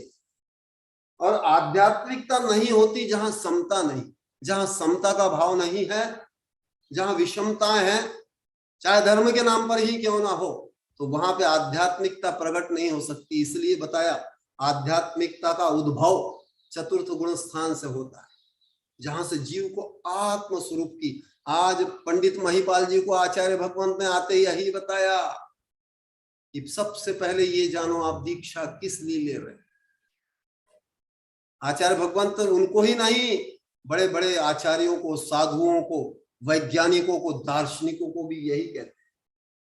आपको पहले भी मैंने बताया है कि बड़े बड़े वैज्ञानिकों को भी आचार्य भगवंत ने इसी गांव में हमारे समक्ष ही बोला था। 3 वैज्ञानिक आए थे, उनको बोला था कि यदि आपको आत्म श्रद्धान नहीं है तो आप भले अंतरराष्ट्रीय वैज्ञानिक के रूप में प्रसिद्धि प्राप्त कर लें, लेकिन आप में और एक पेड़ में और कीट पतंगों में कोई अंतर नहीं है, क्योंकि आत्मश्रद्धा नहीं है। और जैन धर्म का सूत्र है कि जिसको आत्मश्रद्धा नहीं है वो प्रथम गुण स्थान में होता है, मिथ्या दृष्टि होता है। इसलिए कोई वैज्ञानिक हो जाना और दार्शनिक हो जाना, कुछ कहलाना भी महत्वपूर्ण नहीं है। एक व्यक्ति अनपढ़ होकर के भी, एक व्यक्ति पशु होकर के भी, अभी आपको अभी 2-3 दिन पहले ही मैंने बताया था, एक पशु भी चतुर्थ गुण स्थान से आगे पंचम गुण स्थान वर्ती भी हो सकता है। पशु में भी इतनी महानता आ जाती है, लेकिन एक मनुष्य पतित होकर के मिथ्या दृष्टि हो जाता है। भली प्रसिद्धि कुछ भी हो, कितना भी बुद्धिमान हो, सत्ता, संपत्ति, डिग्री, सब कुछ होते हुए भी उसका पतन हो जाता है, क्योंकि अध्यात्म का उसके जीवन में अभी कोई प्रवेश ही नहीं हुआ है, आत्मस्वरूप को उसने जाना ही नहीं है। तो क्या है उसकी परिस्थिति, पशु से भी गई रहती है। अभी विज्ञान ने भी सिद्ध कर दिया है, 14 प्रकार की जो पाश्विक प्रवृत्तियां हैं वो इसी ओर इंगित कर रही है कि आप में और पशु में और अन्य में कोई अंतर नहीं है। मनुष्य जो कुछ भी करता है आहार निद्रा भय मैथुन सुरक्षा के जित जो कुछ भी करता है वो सब पाशविक प्रवृत्ति, पशु भी कर लेते हैं, वो भी अपना घर बसा लेते हैं। लेकिन मनुष्य की जो पहचान है अध्यात्म से है, उसके जीवन में आध्यात्मिकता का प्रगटीकरण जब होता है। लेकिन उसके पूर्व भी वो एक स्वभाव मार्दवम च के रूप में भोग भूमि में कोई भी धार्मिक होता ही नहीं है वहां, लेकिन बिल्कुल भद्र परिणामी जीव होते हैं। वो किसी प्रकार की बाह्य में कोई पाप करते ही नहीं है, लेकिन वहां सम्यक दर्शन नहीं है। और कर्म भूमि प्रारंभ होते ही सम्यक दर्शन भी प्रारंभ होता है, धर्म का भी प्रारंभ होता है, मोक्ष मार्ग भी प्रारंभ होता है। लेकिन आध्यात्मिकता के पूर्व की स्थिति मैंने आपको 3 स्टेज बताई है, नागरिकता, नैतिकता और धार्मिकता, उसके आगे फिर आध्यात्मिकता, इतनी स्टेज है। आप जरा पैरामीटर लगा लेना और देख लेना कि कितने लोग सच्चे नागरिक भी हैं।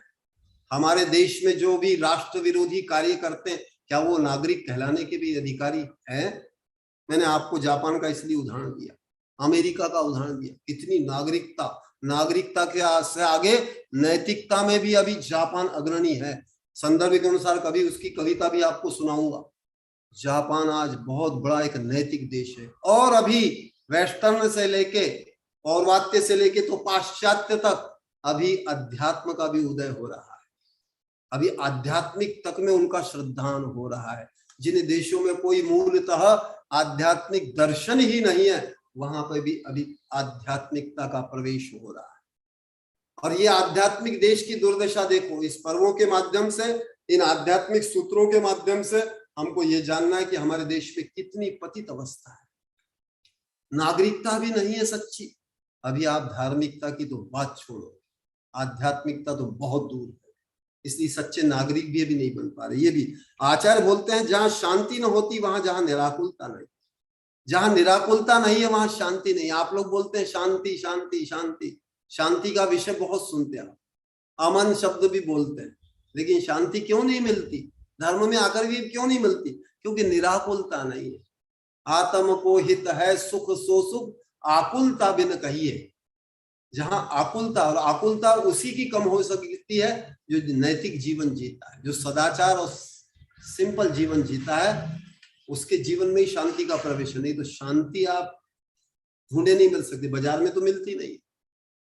इसलिए आज बड़े बड़े कारपोरेटर, बड़े बड़े धनी लोग भी इस शांति को प्राप्त करने के लिए अपने धन का धीरे धीरे दान कर रहे, त्याग कर। प्राचीन काल में भी यही था। चक्रवर्ती हो, तीर्थंकर हो, इन्होंने भी अपनी सब सत्ता संपत्ति को त्यागा, तब जाकर के वो महान बने, तब उनको शांति मिली। तब तक निराकुलता हो नहीं सकती। न्याय ना होता है वहां जहां सत्य निष्ठा नहीं, सत्य निष्ठा के बिना न्याय नहीं है।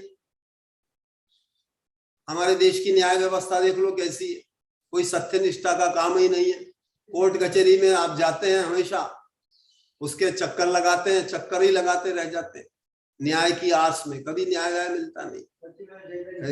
हाँ, राष्ट्र का विकास नहीं वहां एकता नहीं, और किसी भी राष्ट्र का विकास तब तक नहीं हो सकता जब तक उसमें एकता नहीं। और हमारा भारत इसलिए एक सबसे बड़ा उदाहरण है इस पूरी पृथ्वी पर, जो सबसे अधिक काल तक गुलाम रहा है। हम प्राय 1000 वर्ष तक गुलाम रहे। 700-800 वर्ष तो हम मुगलों के हक, शक, हुण आदि के गुलाम रहे, और 200 वर्ष से ऊपर हम अंग्रेजों के गुलाम रहे। सबसे बड़ा रिकॉर्ड भारत का है। और इस कविता के माध्यम से हमको अपने जीवन में स्वतंत्रता की भावना भी लाना है। राजनीतिक स्वतंत्रता, राष्ट्रीय स्वतंत्रता और हमारे जीवन में आध्यात्मिक स्वतंत्रता, ये सब स्वतंत्रता कब आएगी? ये सब चिंतन करने के लिए ये इस कविता के माध्यम से आपको प्रबोधन दे रहा हूं। आचार्य भगवंत बोल रहे हैं कि राष्ट्र सशक्त बनाना है तो हमारे अंदर में एकता होनी चाहिए। एकता वहां नहीं होती जहां समन्वय नहीं, और एकता वहां नहीं होती जहां समन्वय नहीं होता। और समन्वय के योग्य आप भाव, व्यवहार, लक्ष्य आचार्य भगवंत के पास आकर के हमेशा देखते हैं। आचार्य भगवंत की इस पावन सन्निधि में आकर के मेरा भी गत 15 वर्षों का अनुभव है कि आचार्य भगवंत जिन गांव में जाते हैं वहां कितना भी विघटन हो, वहां संगठन हो जाता है, स्वाभाविक रूप से हो जाता है। उनके ओरा का प्रभाव ऐसा होता है कि गुरुदेव को उसके लिए कुछ करना नहीं पड़ता, वो स्वयं एक आदर्श रूप में प्रस्तुत होते हैं। कभी कोई विघटनकारी, कोई निंदाकारी, कोई ऐसा कार्य या भाव व्यवहार करते ही नहीं। सबके हित का चिंतन करते हैं, सबका समन्वय करते हैं, इसलिए एकता होती है। और समन्वय वही हो सकता है, देखो कैसे श्रृंखला जुड़ी हुई है। इसके माध्यम से, इस कविता के माध्यम से गुणों को भी समझना है कि समन्वय वही संभव है जहां उदारता है। आप में यदि उदार भाव नहीं है, आप छोटी छोटी विषयों के लिए असहिष्णु होते हैं, अनुदार होते हैं, तो आप कभी भी वहां समन्वय कर नहीं सकते। और उदारता कहाँ होती है? जहां संवेदना होती है। जहां संवेदना नहीं है वहां कोई उदारता नहीं है। आपको भी ये बहुत से शब्द नए भी लग रहे होंगे, लेकिन आप शब्दों से भी परिचित हो, उसके भाव से भी परिचित हो, और उसकी शिक्षा से भी परिचित हो, उसके रहस्य से भी परिचित हो। ये भी इस प्रबोधन का मेरा उद्देश्य है। आचार्य भगवंत बोल रहे हैं कि विकास नहीं है वहां जहां पुरुषार्थ नहीं। आप विकास का अर्थ आज के इस युग में सामान्यतः लोग विकास का जहां भी शब्द आता है तो सिर्फ आर्थिक विकास से ही जोड़ते हैं। बस आर्थिक विकास हो गया तो विकास हो गया, बिल्कुल नहीं। आर्थिक विकास के नाम पर ही आज विश्व में इतने द्वंद्व हैं, इतने झगड़े हैं, इतनी युद्ध की स्थिति है।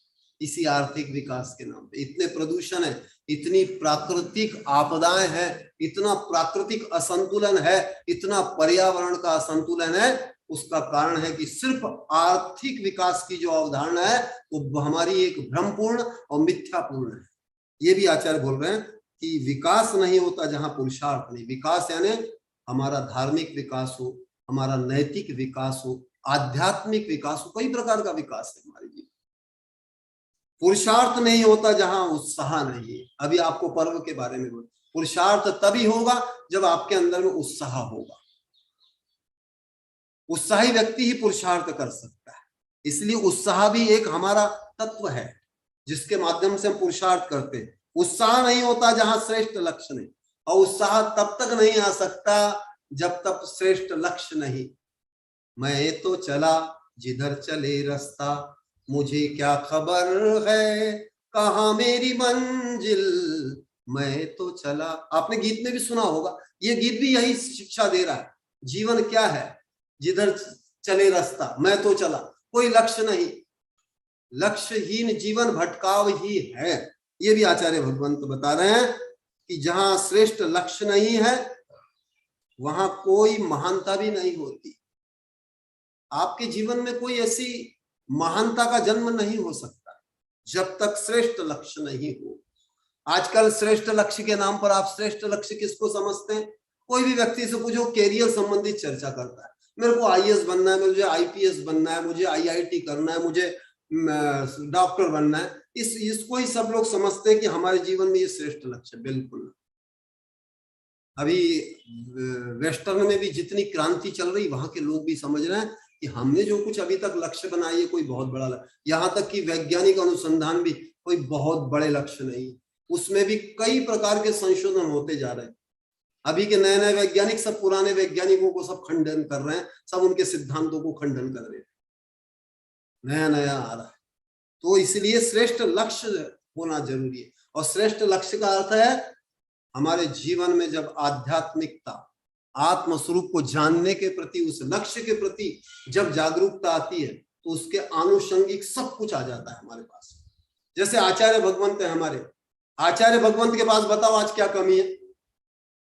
कौन सा चक्रवर्ती, कौन सा कारपोरेटर, कौन से बड़े बड़े सत्ताधीश के आचार्य भगवंत की बराबरी कर सकते हैं? उनकी IQ, EQ, SQ, उनकी जीनियसनेस का बराबरी कर सकते हो? यही विषय आचार्य भगवंत सदैव अपनी लक्ष्य निष्ठता के साथ, गौरव के साथ प्रकट करते हैं, जिसको आप सब मूल लोग पहले अहंकार मान करके अनंत पाप कमाते। यही गौरव है एक श्रेष्ठ व्यक्तित्व का और श्रेष्ठ लक्ष्यधारी व्यक्तित्व का। ऐसी ही भाषा होती है, उनके वचन भी वैसे ही होते हैं। ऐसे आप क्या समझ रहे कि कोई दीनहीन कमजोर व्यक्ति के वचन बोलेंगे? क्या मिथ्या दृष्टि के वचन बोलेंगे? क्या किसी लोकमूलता के वचन बोलेंगे? नहीं। तो जो भी बोलेंगे उच्च लक्ष्य हो जब होता है तो उच्च वचन ही होते हैं, उच्च भाव ही होते हैं। आगे आगे लिख रहे हैं अहिंसा नहीं होती जहां पवित्रता नहीं, जहां मन में पवित्रता नहीं वहां अहिंसा भी। अहिंसा शब्द तो आप बहुत बोलते हैं, और अहिंसा के विषय में पुरुषार्थ सिद्धि उपाय में भी आपको भगवंत ने, आचार्य भगवंत ने हिंसा और अहिंसा का स्वरूप बहुत पढ़ा दिया है। ये भी पवित्रता से ही आती है, और पवित्रता तब तक नहीं आ सकती जब तक कषाय का निग्रह नहीं हो। कषायों का जितना निग्रह होगा, आप मान के चलो कि आप पवित्र हो। आप बाह्य में कितने भी अनुष्ठान करते हो, कषाय का सद्भाव आप में है तो आप कोई पवित्र कुछ नहीं है। हाँ ठीक है, लोग उसको कुछ अच्छा मान सकते हैं, कुछ उसको मान्यता भी दे सकते हैं, लोक मान्य हो सकता है वो विषय, लेकिन उससे कुछ होने वाला नहीं। देखो ऐसा रहस्य आपको सिर्फ आचार्य भगवंत की इस गुरुकुल के माध्यम से ही प्राप्त हो रहा है। अन्यत्र इतना कोई आपको रहस्य बता नहीं सकता, इतना भाषा ज्ञान नहीं, इतना विषय ज्ञान नहीं, इतना उच्च लक्ष्य नहीं, ऐसी समता नहीं, ऐसी शांति नहीं, ऐसा महान उदात्त सर्वोदयी भाव भी नहीं है। आप मेरे शब्दों से भी समझ रहे होंगे इस पवित्रता को लाने के लिए कैसे भावों की आवश्यकता है। आज क्या है धार्मिक समुदाय में, आप लोग अपना अपना पैरामीटर जरा लगा लेना और देख लेना कि आज ऐसा भाव कितनों में है। आप जो कुछ भी देखते हैं वो बाह्य रंग रोगन देखते हैं, लीपा पोती वाला सब काम देखते हैं, अंतरंग में जो होना चाहिए वो है नहीं। इसलिए भगवंत बोल रहे हैं कि जहां पे कषाय है वहां पवित्रता नहीं हो सकती, और जहां कषाय नहीं होती है वहीं पर समता हो सकती है।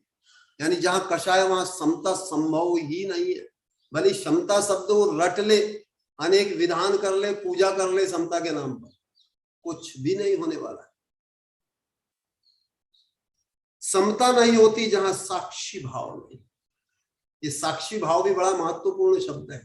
समता तब आएगी आपके जीवन में जो आचार्य भगवंत का महानतम गुण है, जिसको अधिकतर लोग समझ नहीं पाते। यहां तक कि गुरुदेव के बड़े बड़े क्वालिफाइड शिष्य, विद्वान शिष्य भी नहीं समझ पाए पहले जो महापुरुषों का महान गुण होता है, ये भी हमको समझ। और जैनों में सबसे ज्यादा मूर्ता है। मैंने भी अपने जीवन में कई ऐसे अनुभव, हजारों लाखों लोगों के अनुभव लिए हुए। कथनचित दूसरे समुदायों में भी कुछ समता का वो मूल्यांकन करते हैं, लेकिन जैन लोग सबसे कम करते हैं। भले बोल देते हैं समता शिरोमणि, किसी को नाम दे देते हैं, लेकिन समता क्या है, समता कहां से आएगी? आचार्य भगवंत यही बता रहे हैं, साक्षी भाव से आएगी। साक्षी भाव के पर्यायवाची कुछ नाम बता देता हूं। साक्षी भाव यानी तटस्थता, माध्यस्थ भावना, समता की भावना, सौम्य भावना, उपेक्षा की भावना। अब तटस्थ भाव का अर्थ है बिल्कुल किसी प्रकार का कर्तृत्व और वर्चस्व नहीं रखना, तब जाकर समता आएगी। जैसे आचार्य भगवंत को आप देखते, किसी प्रकार का कर्तृत्व नहीं, किसी प्रकार का प्रोजेक्ट नहीं, किसी प्रकार का किसी के बीच में हस्तक्षेप नहीं। इतने ज्ञान की उच्च स्थिति में रहते हुए भी यही सबसे मुख्य रूप से समझना है। और ये एक बड़ा मणि कांचन योग है। ज्ञान और गुणों के इतने शिखर पर होते हुए इतनी सरलता, समता होना, ये प्राप्त होना बहुत कठिन है। ये क्यों प्राप्त हुई है? साक्षी भाव से, समता भाव से, माध्यस्थ भाव से। माध्यस्थ भावम विपरीत वृत्त। आचार्य भगवंत हर किसी के बीच में ऐसा टांग नहीं अड़ाते।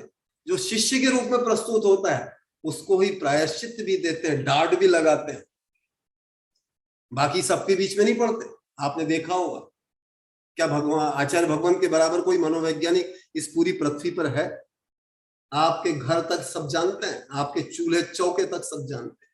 आप क्या समझते हैं साधु को कि चार दीवारी में बैठे इनको क्या है? बहुत से आचार्य भगवंत के शिष्यों की भी ऐसी धारणा थी, गुरुदेव आप तो शास्त्रों के ज्ञाता है, आपको दुनिया लौकिकता क्या मालूम है, हम लोग तो बड़े कूट कपट के आचार्य हैं, ऐसा बोलते थे। अब मैं नाम भी बता देता हूं, हमारे प्रोफेसर प्रभात जी हमेशा बोलते थे, गुरुदेव आप बड़े भोले भाले हो, आप हमको नहीं जानते, हम कूट कपट के आचार्य हैं। एक दिन को आचार्य भगवंत ने 20 वर्ष के बाद बताया अतिशय क्षेत्र सीपुर में कि अभी प्रभात जी आप कुछ भी नहीं जानते। क्या जानते हो आप दुनिया के कूट कपट? मैं सबको जानता हूं। तो फिर वो उनको बड़ा आश्चर्य हुआ, बोलते आप सब जानते हैं, फिर तो आप तो कभी किसी को कुछ बोलते नहीं, निंदा नहीं करते। यानी देखो उनके धारणा में क्या था कि कोई भी व्यक्ति जानकार तब है जब किसी की निंदा करे। यदि वो साम्य भाव में रहता है, तटस्थ भाव से रहता है, साक्षी भाव से रहता है, तो आप समझते हो ये शायद कुछ बुद्धिहीन है, गांडा बेंडा है, इसको कुछ समझता नहीं। ऐसा नहीं है। संत पुरुष ऐसा किसी की निंदा नहीं करते, सब कुछ जानते हुए भी। फिर आचार्य भगवंत ने एक उदाहरण दिया, अरिहंत सिद्ध किसकी निंदा करते हैं? सर्वज्ञ होते, सब कुछ जानते हो, तो ब्रह्मांड की हर पल हर पर्याय को देख रहे हैं प्रति समय, किसकी निंदा करते हो? कुछ भी, किसी की भी नहीं। ऐसे संत पुरुष, आचार्य, उपाध्याय, साधु, ये तो भगवान के ही लघु नंदन है, उनकी भी प्रवृत्ति यही होती है। और सच्चे साधु की, संतों की यही प्रवृत्ति होती है, जो हमको मुख्य रूप से जानना है। और विशेषता मैं आपकी मूर्ता के ऊपर चोट करता हुआ बोल रहा हूं, जैनों को सबसे पहले समझना है। आज आपने गुरु का स्वरूप ऐसा ही बना के रखा है, मुनीपों को मुनीम बना के रखा है, बाजीगर बना के रखा है, दलाल बना के रखा है। आप उसकी भाषा समझते हैं, व्यापार की भाषा समझते हैं, कूट कपट की भाषा समझते हैं। इसलिए इसमें भी सतर्क होने की आवश्यकता है। साक्षी भाव से देखो, तटस्थ भाव से देखो, विवेक से देखो, गुरु के स्वरूप को भी समझो, सच्चे स्वरूप को। और आचार्य भगवान बोल रहे हैं, सात्विक भोजन नहीं होता जहां शाकाहार नहीं। देखो कितने सूत्र बता रहे हैं, यानी पॉजिटिव नेगेटिव दोनों बता रहे हैं। शाकाहार नहीं होता जो न्याय से अर्जित नहीं, अन्याय से अर्जित होता है। वो शाकाहार दिखता है लेकिन वो पासाहारी जैसा है, दूसरों का रक्त पीने जैसा है। न्याय नहीं होता जो पर पीड़ा रहित नहीं। न्याय किसको कहते हैं? देखो, आपको ये सब शब्द आप सुनते होंगे, लेकिन इसका स्वरूप आचार्य भगवंत ने अपनी कविता के माध्यम से बताने का प्रयास किया है कि जहां पर दूसरों को कोई पीड़ा ना हो, वो सच्चा न्याय होता है। दूसरों को पीड़ा पहुंचा के कोई न्याय नहीं होता। पर पीड़ा रहित नहीं होती है जो शोषण रहित नहीं, और पर पीड़ा वहां नहीं होती जहां पर शोषण नहीं होता। जहां शोषण होता है वहां निश्चित मान करके चलो कि पर की पीड़ा होती ही है। विश्व शांति नहीं होती जहां एकात्मवाद नहीं, विश्व की शांति। अब आप लोग बहुत से ऐसे अनुष्ठान करते हैं, विश्व शांति यज्ञ, एक सामान्य शांति विधान भी करते हैं, उसका विश्व शांति नाम दे देते हैं। भले स्थानीय शांति भी ना हो, परिवार में शांति ना हो, समाज में शांति नहीं हो, नाम दे देते हैं विश्व शांति। लेकिन विश्व शांति कहाँ होगी? जहां एकात्मवाद। एकात्मवाद भी शब्द बहुत कम मैं समझता हूं, आप लोग समझते होंगे। एकात्मवाद का अर्थ होता है कि सब आत्मा एक ही है, सव्वे सिद्धाहु शुद्धनया, सिया राम मैं सब जग जानी। अभी सूत्र जो पहले बताया था, ऐसा भाव जहां होगा तब जाकर विश्व शांति होगी। तेरा मेरा करते रहोगे तो कभी विश्व शांति संभव नहीं है। वैसे तो विश्व शांति कभी भी किसी भी काल में पूर्णतः संभव नहीं है, लेकिन विश्व शांति मुख्य रूप से मैं आपको ये भी बताऊं कि ये हमारे भावों में, हमारे भावों से तो, हमारी ओर से तो विश्व शांति होनी चाहिए। ठीक है, अब उसको कोई अन्यथा समझता है, अन्यथा लेता है, उसका, उस जीव का वो परिणाम वो जाने, लेकिन हमारी ओर से भावों में सदैव विश्व शांति का भाव होना चाहिए। वो विश्व शांति एकात्मवाद के माध्यम से आएगा। राजनीतिक एकात्मवाद भी आप सुनते हैं, राजनीतिक अंत्योदयवाद भी आप सुनते हैं, लेकिन आप लोगों ने संभवतः ये भी सुना है कि नहीं, मुझे ज्ञात नहीं है। लेकिन एकात्मवाद शब्द राजनीतिक में भी आता है, लेकिन आध्यात्मिक में सबसे महान है ये एकात्मवाद। हर आत्मा को एक समान जानना, समानुभूति से जानना, वो वहां विश्व शांति होती है। और एकात्मवाद वही हो सकता है जहां समता होती है। देखो गुण कैसे जुड़े हुए हैं एक दूसरों से। ये कविता आज मैं इसलिए भी बता रहा हूं कि इस पर्युषण पर्व के अवसर पर आप थोड़ा गुणों का परिचय करें ज्यादा से ज्यादा, क्योंकि संभवतः सबसे कम गुणों का परिचय है। मेरा जो अनुभव है कि जैन समुदाय में सबसे कम गुणों का परिचय, गुणों को जानते ही नहीं। आप लोगों ने भी हजारों बार बता दिया, गुरुदेव हम जानते ही नहीं है, बस सब रस राम रोपैया में बस एक ही जानते हैं, बिल्कुल। इसलिए गुणों का परिचय करो।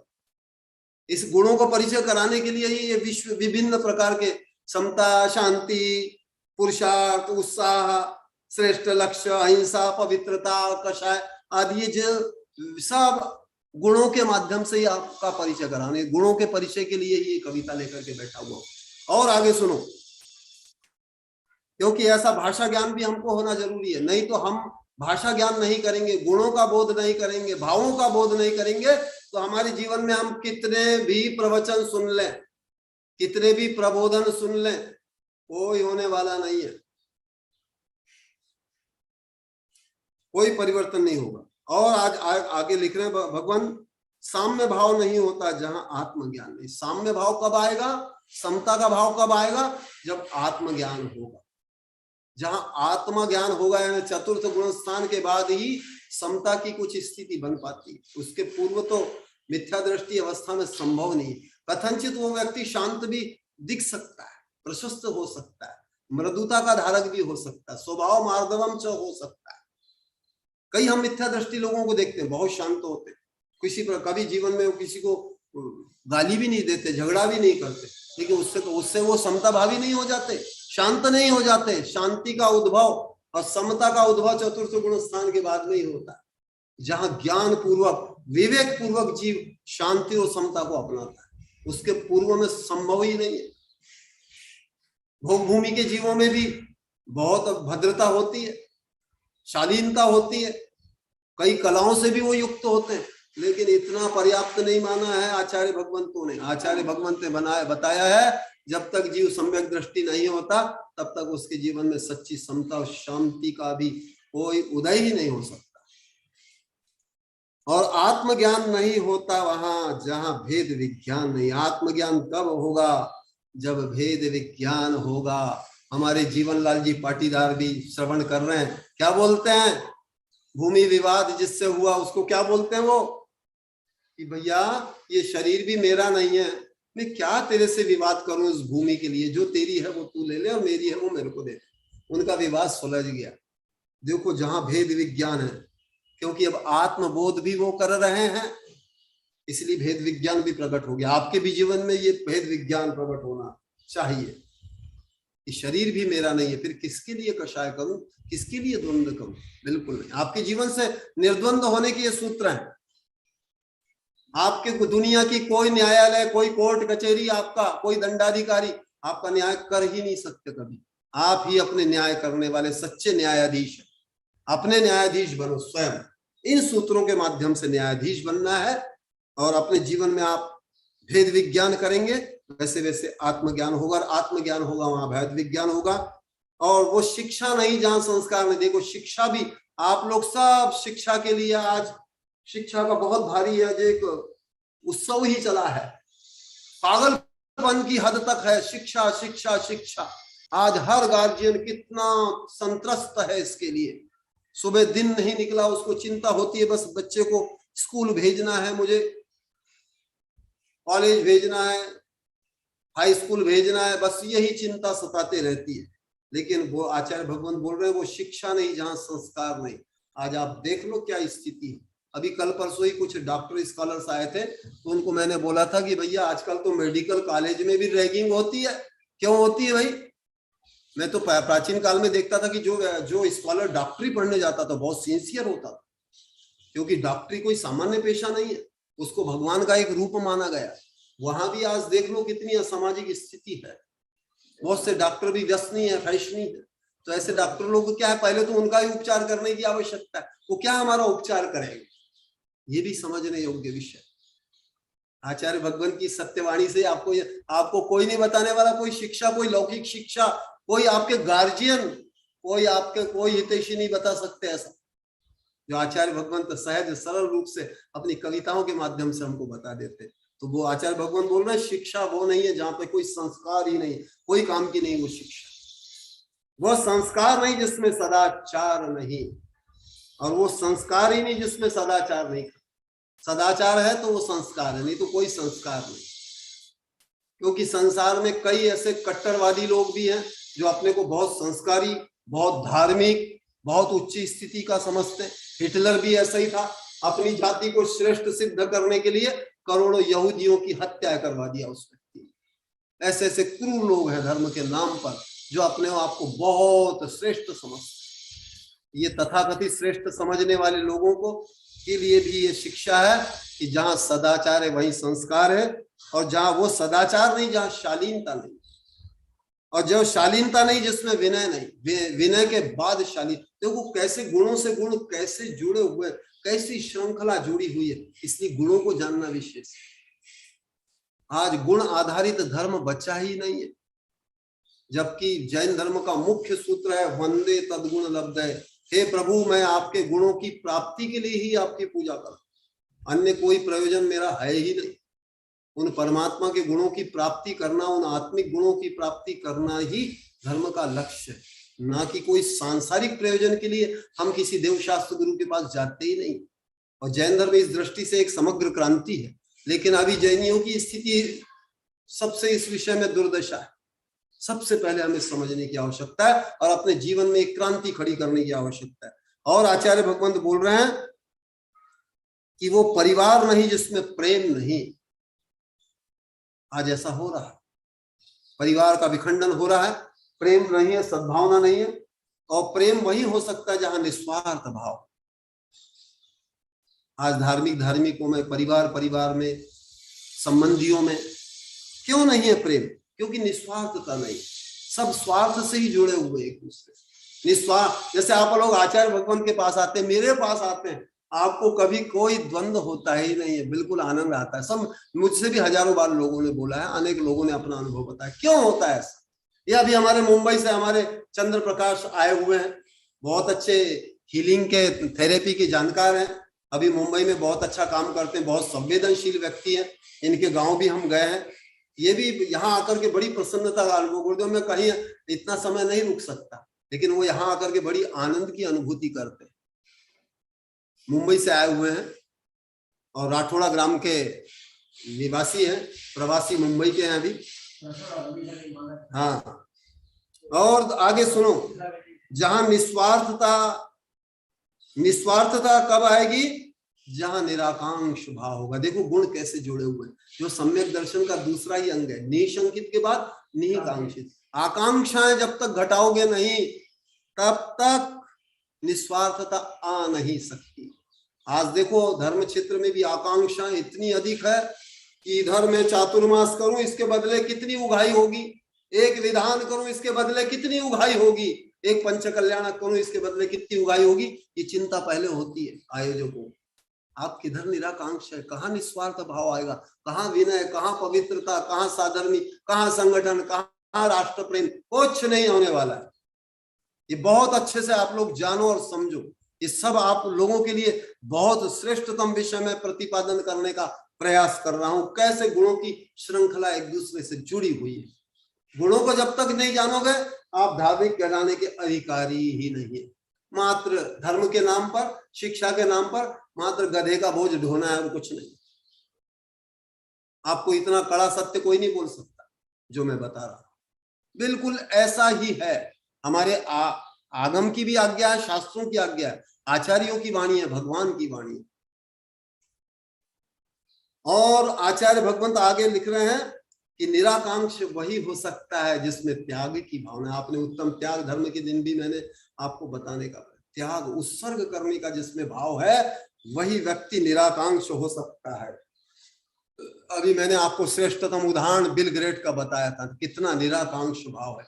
अपनी अधिकतम संपत्ति दान कर दी और क्या बोलता है? मेरा कोई कर्तृत्व नहीं, इसके बदले मेरा कोई वर्चस्व नहीं, इसके बदले मुझे कोई नाम भी नहीं चाहिए। देख रहे हो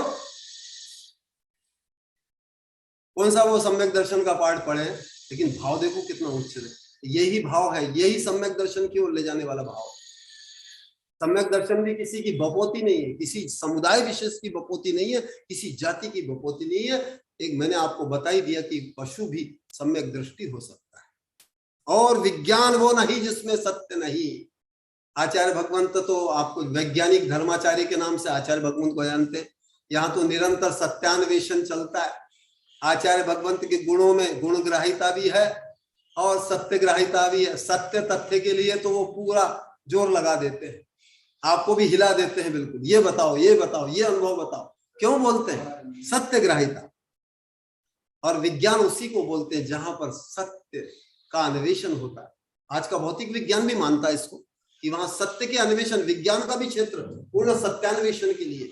अभी प्रायोगिक रूप में आचार्य भगवंत भी मानते हैं और मैं भी मानता हूं कि सत्यान्वेषण जितना प्रायोगिक रूप में विज्ञान क्षेत्र में है, उतना किसी अन्य शिक्षा में, किसी धर्म में, कहीं किसी व्यवस्था में नहीं। धार्मिकों का तो कोई सत्यान्वेषण से अर्थ, कोई उनका सरोकार ही नहीं है। सत्य का अन्वेषण करना है, सत्य को जीवन में उतारना, ये उद्देश्य नहीं है। उनको तो सिर्फ एक रूढ़ी पीट करके जैसे तैसे अपना गेन फेम और नेम हो जाए, वर्चस्व हो जाए, इसके लिए लोग धर्म का पालन करते हैं।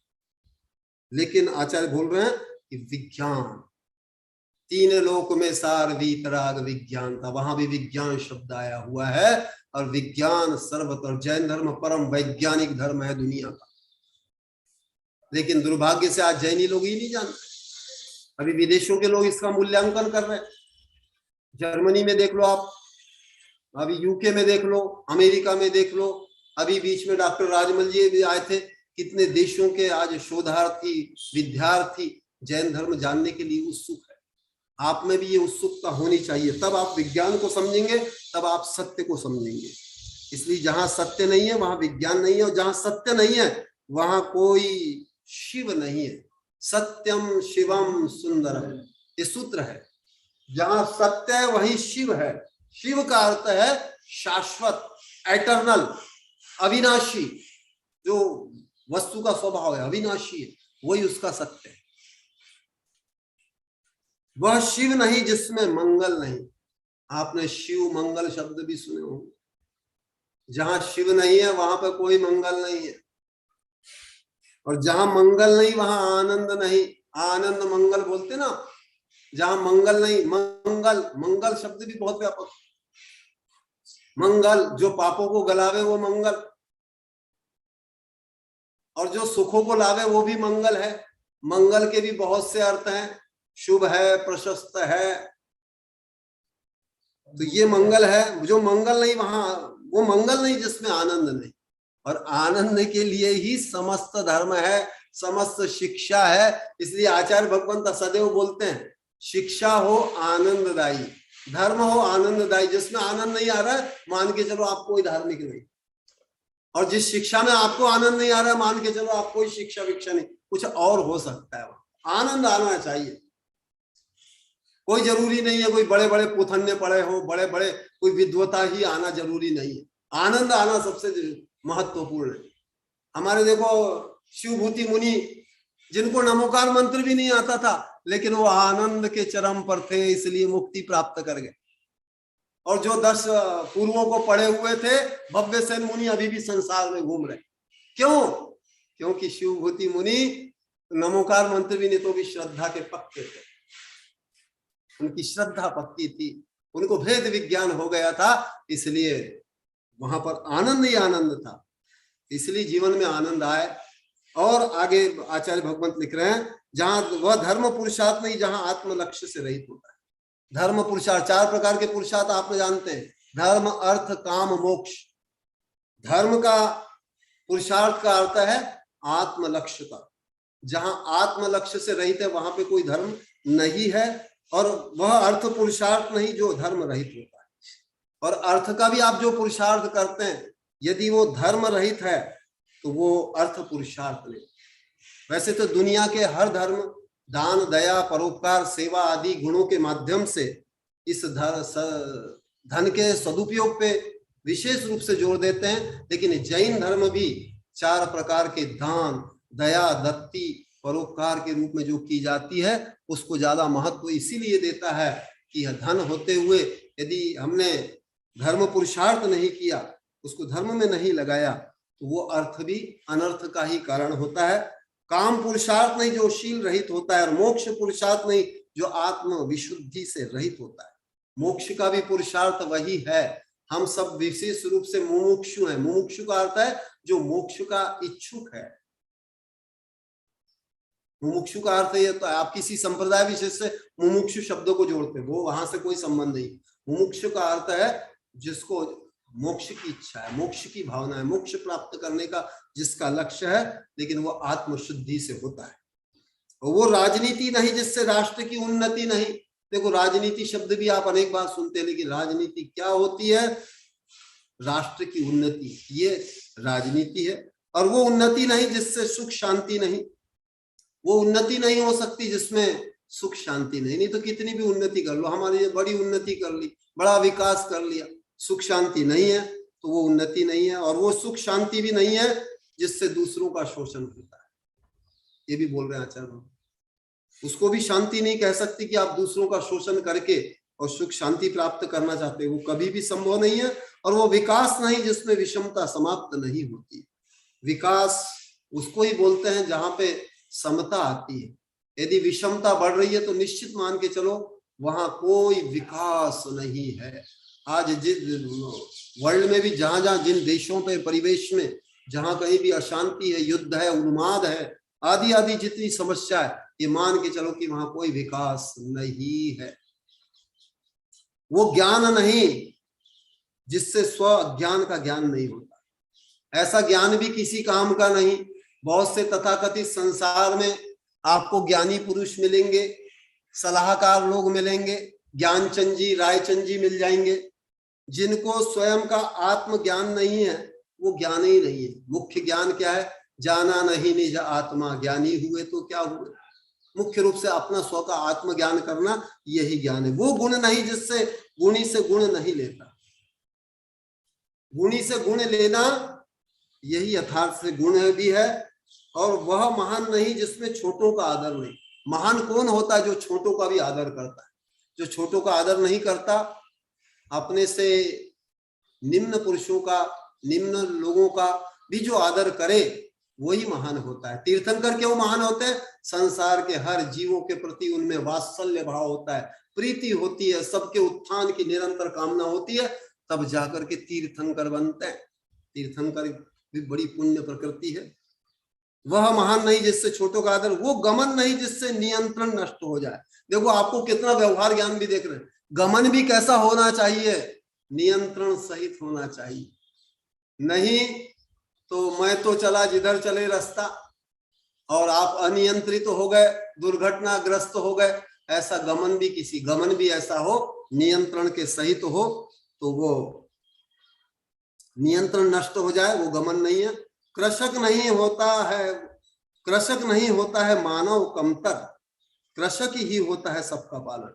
देखो हमारे बीच में एक कृषक, हमारे जीवनलाल जी बैठे हुए हैं।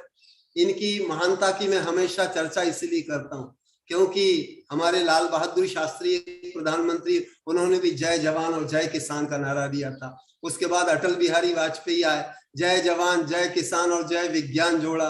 हमारे अभी मोदी जी ने उसमें जय अनुसंधान भी जोड़ दिया। लेकिन किसान की महत्ता क्यों है? मुझे किसान का बताना है कि कृषक नहीं होता है मानव कमतर। कोई भी कृषक कभी भी कमतर होता ही नहीं है।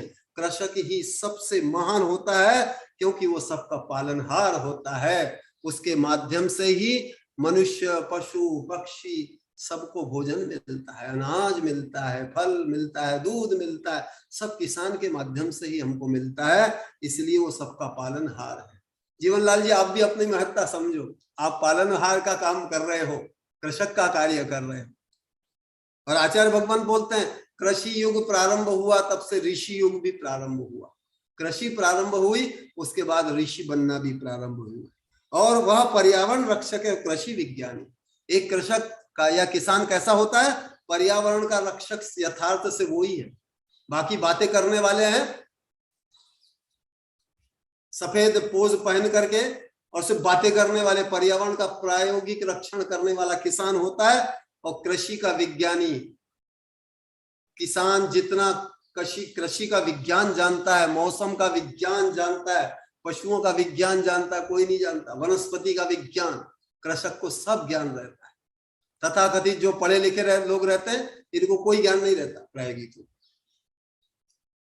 पशु पक्षी घास तक का करता है उपकार, पशु पक्षी का और सबका उपकार करने वाला किसान होता है।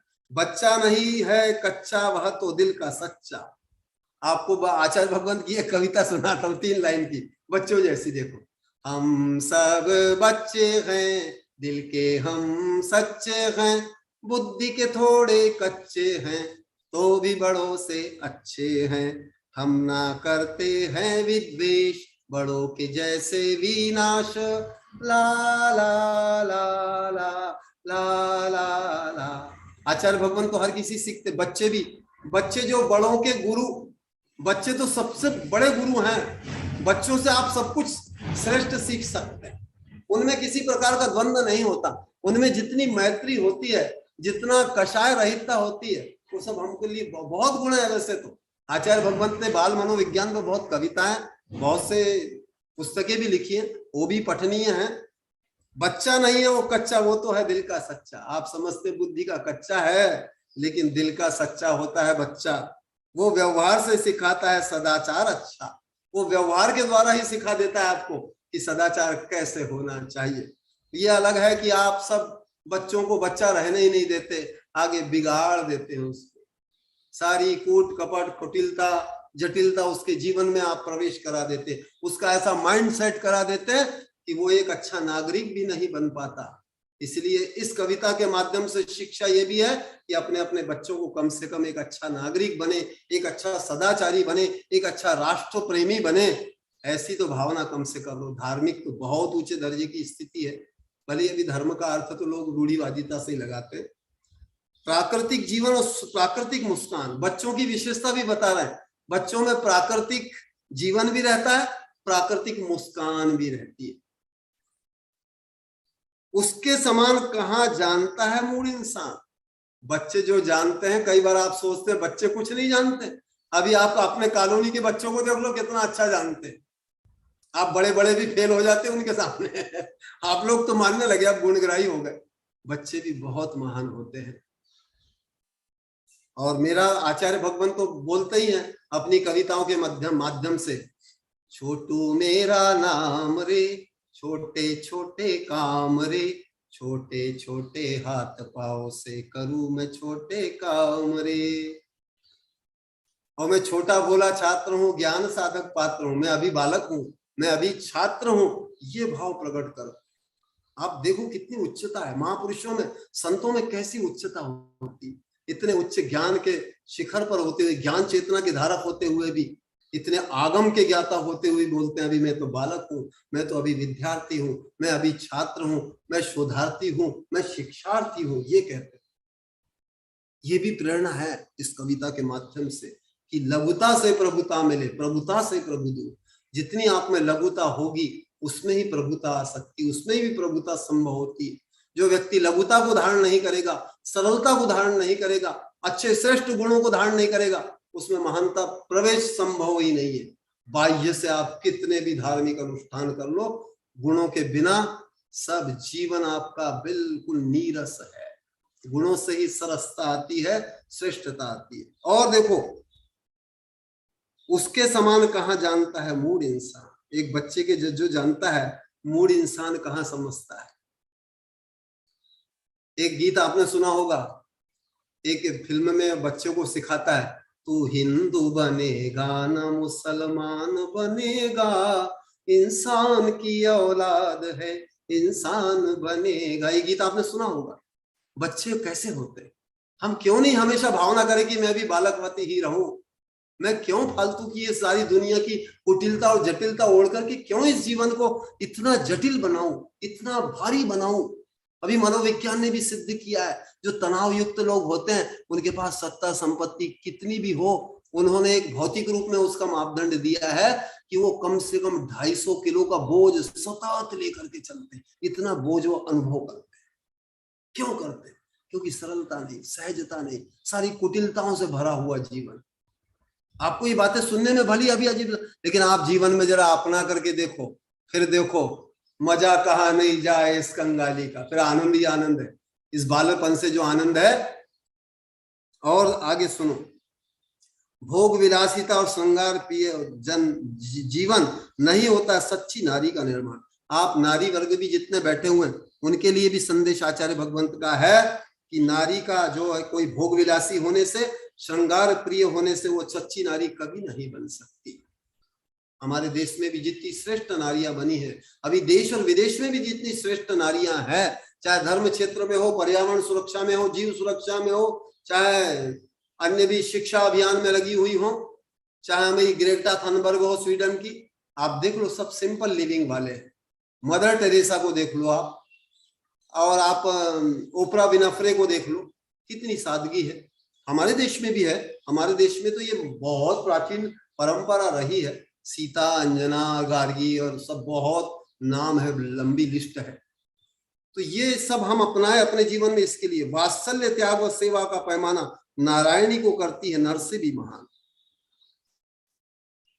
नारियोचित जो गुण है वात्सल्य है, त्याग है, सेवा है, ये नारी के मुख्य गुण है। और नारायणी को करता है नर से भी महान, उसको नारायणी बना देता है नारी को।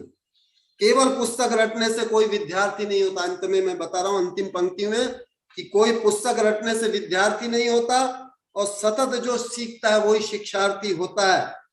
और जो नम्रता से, जिज्ञासा से युक्त जो शिष्य होता है वही अनुसंधानी होता है। और ये गुण विशेष रूप से अभी वैज्ञानिकों में आचार्य भगवंत भी बोलते हैं, मैं भी देखता हूं। ऐसे ही हम धार्मिकों को भी बनना चाहिए। और अंत में आचार्य भगवंत बोलते हैं, बताने के लिए इसमें तो बहुत कुछ है, कि सत साहित्य वो दर्पण होता है जिससे मानव मुखड़ा देखता है। साहित्य को समाज का दर्पण भी कहा गया है। लेकिन आज साहित्य के प्रति रुचि नहीं होने से अनेक लोगों के जीवन में ज्ञान का प्रवेश नहीं होता, गुणों का प्रवेश नहीं होता। आप विविध प्रकार का जब तक साहित्य अध्ययन नहीं करेंगे, कम से कम आज आपके पास में जो मीडिया है, सोशल मीडिया है, पत्र पत्रिकाएं, उससे तो कुछ पढ़ो, ज्ञान प्राप्त करो। आपके जीवन में कुछ न कुछ नवाचार होगा, नवोन्मेष होगा, एक नव क्रांति होगी, जीवन में एक सरसता, मधुरता, एक गुणात्मकता आएगी। तो ये सब ज्ञान से ही होगा। यही आचार्य भगवंत बोल रहे हैं। और अंत में लिख रहे हैं कि विद्या वो संपत्ति है जो दान से ही बढ़ती है। विद्या की संपत्ति दान देने से बढ़ती। मैं अभी विद्या की संपत्ति दान देने के लिए आपको बैठा हूं। मेरी कोई आकांक्षा नहीं है इसके बदले में, आपसे सिर्फ दान देने बैठा हुआ हूं। और तृष्णा वो प्यास है जो पूर्ति से बढ़ती जाती है। विद्या भी दान से बढ़ती है, ऐसे ही तृष्णा भी ऐसी प्यास है, उसकी जितनी पूर्ति करो वो बढ़ती जाती है। लोकेशना वो आग है। आचार्य भगवंत बोल रहे हैं कि लोकेशना यानी लोक में प्रसिद्धि अधिक हो, ये भी मनुष्य को अशांत ही बनाती, शांत नहीं बनने देती। संसार भ्रमण वो गति है जो आत्म प्रवृत्ति से शांत होती है। तो आचार्य भगवंत की इस कविता के माध्यम से मैंने आपको गुणों का परिचय कराया, नागरिकता का, नैतिकता का, धार्मिकता का, आध्यात्मिक तक का परिचय कराने का प्रयास किया। इस कविता के माध्यम से हम सब अपने जीवन में यथा योग्य अपने अपने जो गुण स्थान में है, जो जैसी पात्रता योग्यता रखते हैं, अपने जीवन में योग्य नागरिक बने, अच्छे नैतिक बने, अच्छे मानव तो बने कम से कम, और अच्छे धार्मिक बने, और श्रेष्ठ चतुर्थ गुण स्थान प्राप्त करें। और भी उसके आगे जितने गुण स्थानों में वृद्धि हो सकती, जितने गुणों में वृद्धि हो सकती है, वो सब आप अपने जीवन में प्राप्त करें। और ऐसे श्रेष्ठ गुणों की प्राप्ति करके ऐसे सार्वभौमिक ये जो सूत्र हैं आचार्य भगवंत ने दिए हैं, ये सूत्र भी सब आपके जीवन को महान बनाए। आप भी महान बने, सुखी बने, समता युक्त बने, शांत बने। इसी भावना के साथ मैं अपनी वाणी को यहीं पर विराम देता हूं। और इसके बाद कोई यदि आपकी जिज्ञासा हो, कोई प्रश्न हो, कोई विपरीत लगा हो, तो वो आप 5 मिनट में पूछ सकते हैं। जिनको यदि जिज्ञासा वो हैंड रेस कर सकते हैं।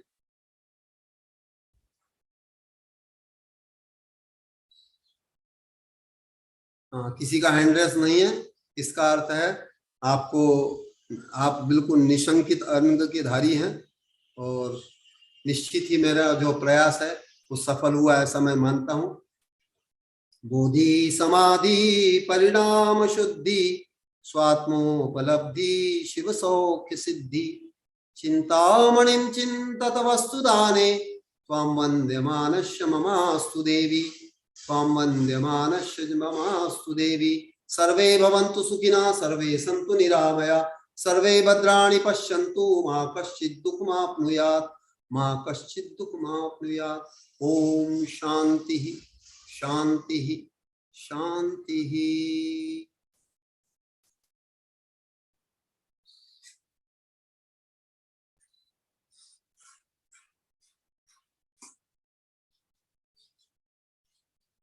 नमोस्तु गुरुदेव, नमोस्तु गुरुदेव, नमोस्तु गुरुदेव। जयकारा गुरुदेव का, जय जय गुरुदेव। नमोस्तु नमोस्तु गुरुदेव का, नमोस्तु भगवान, नमोस्तु।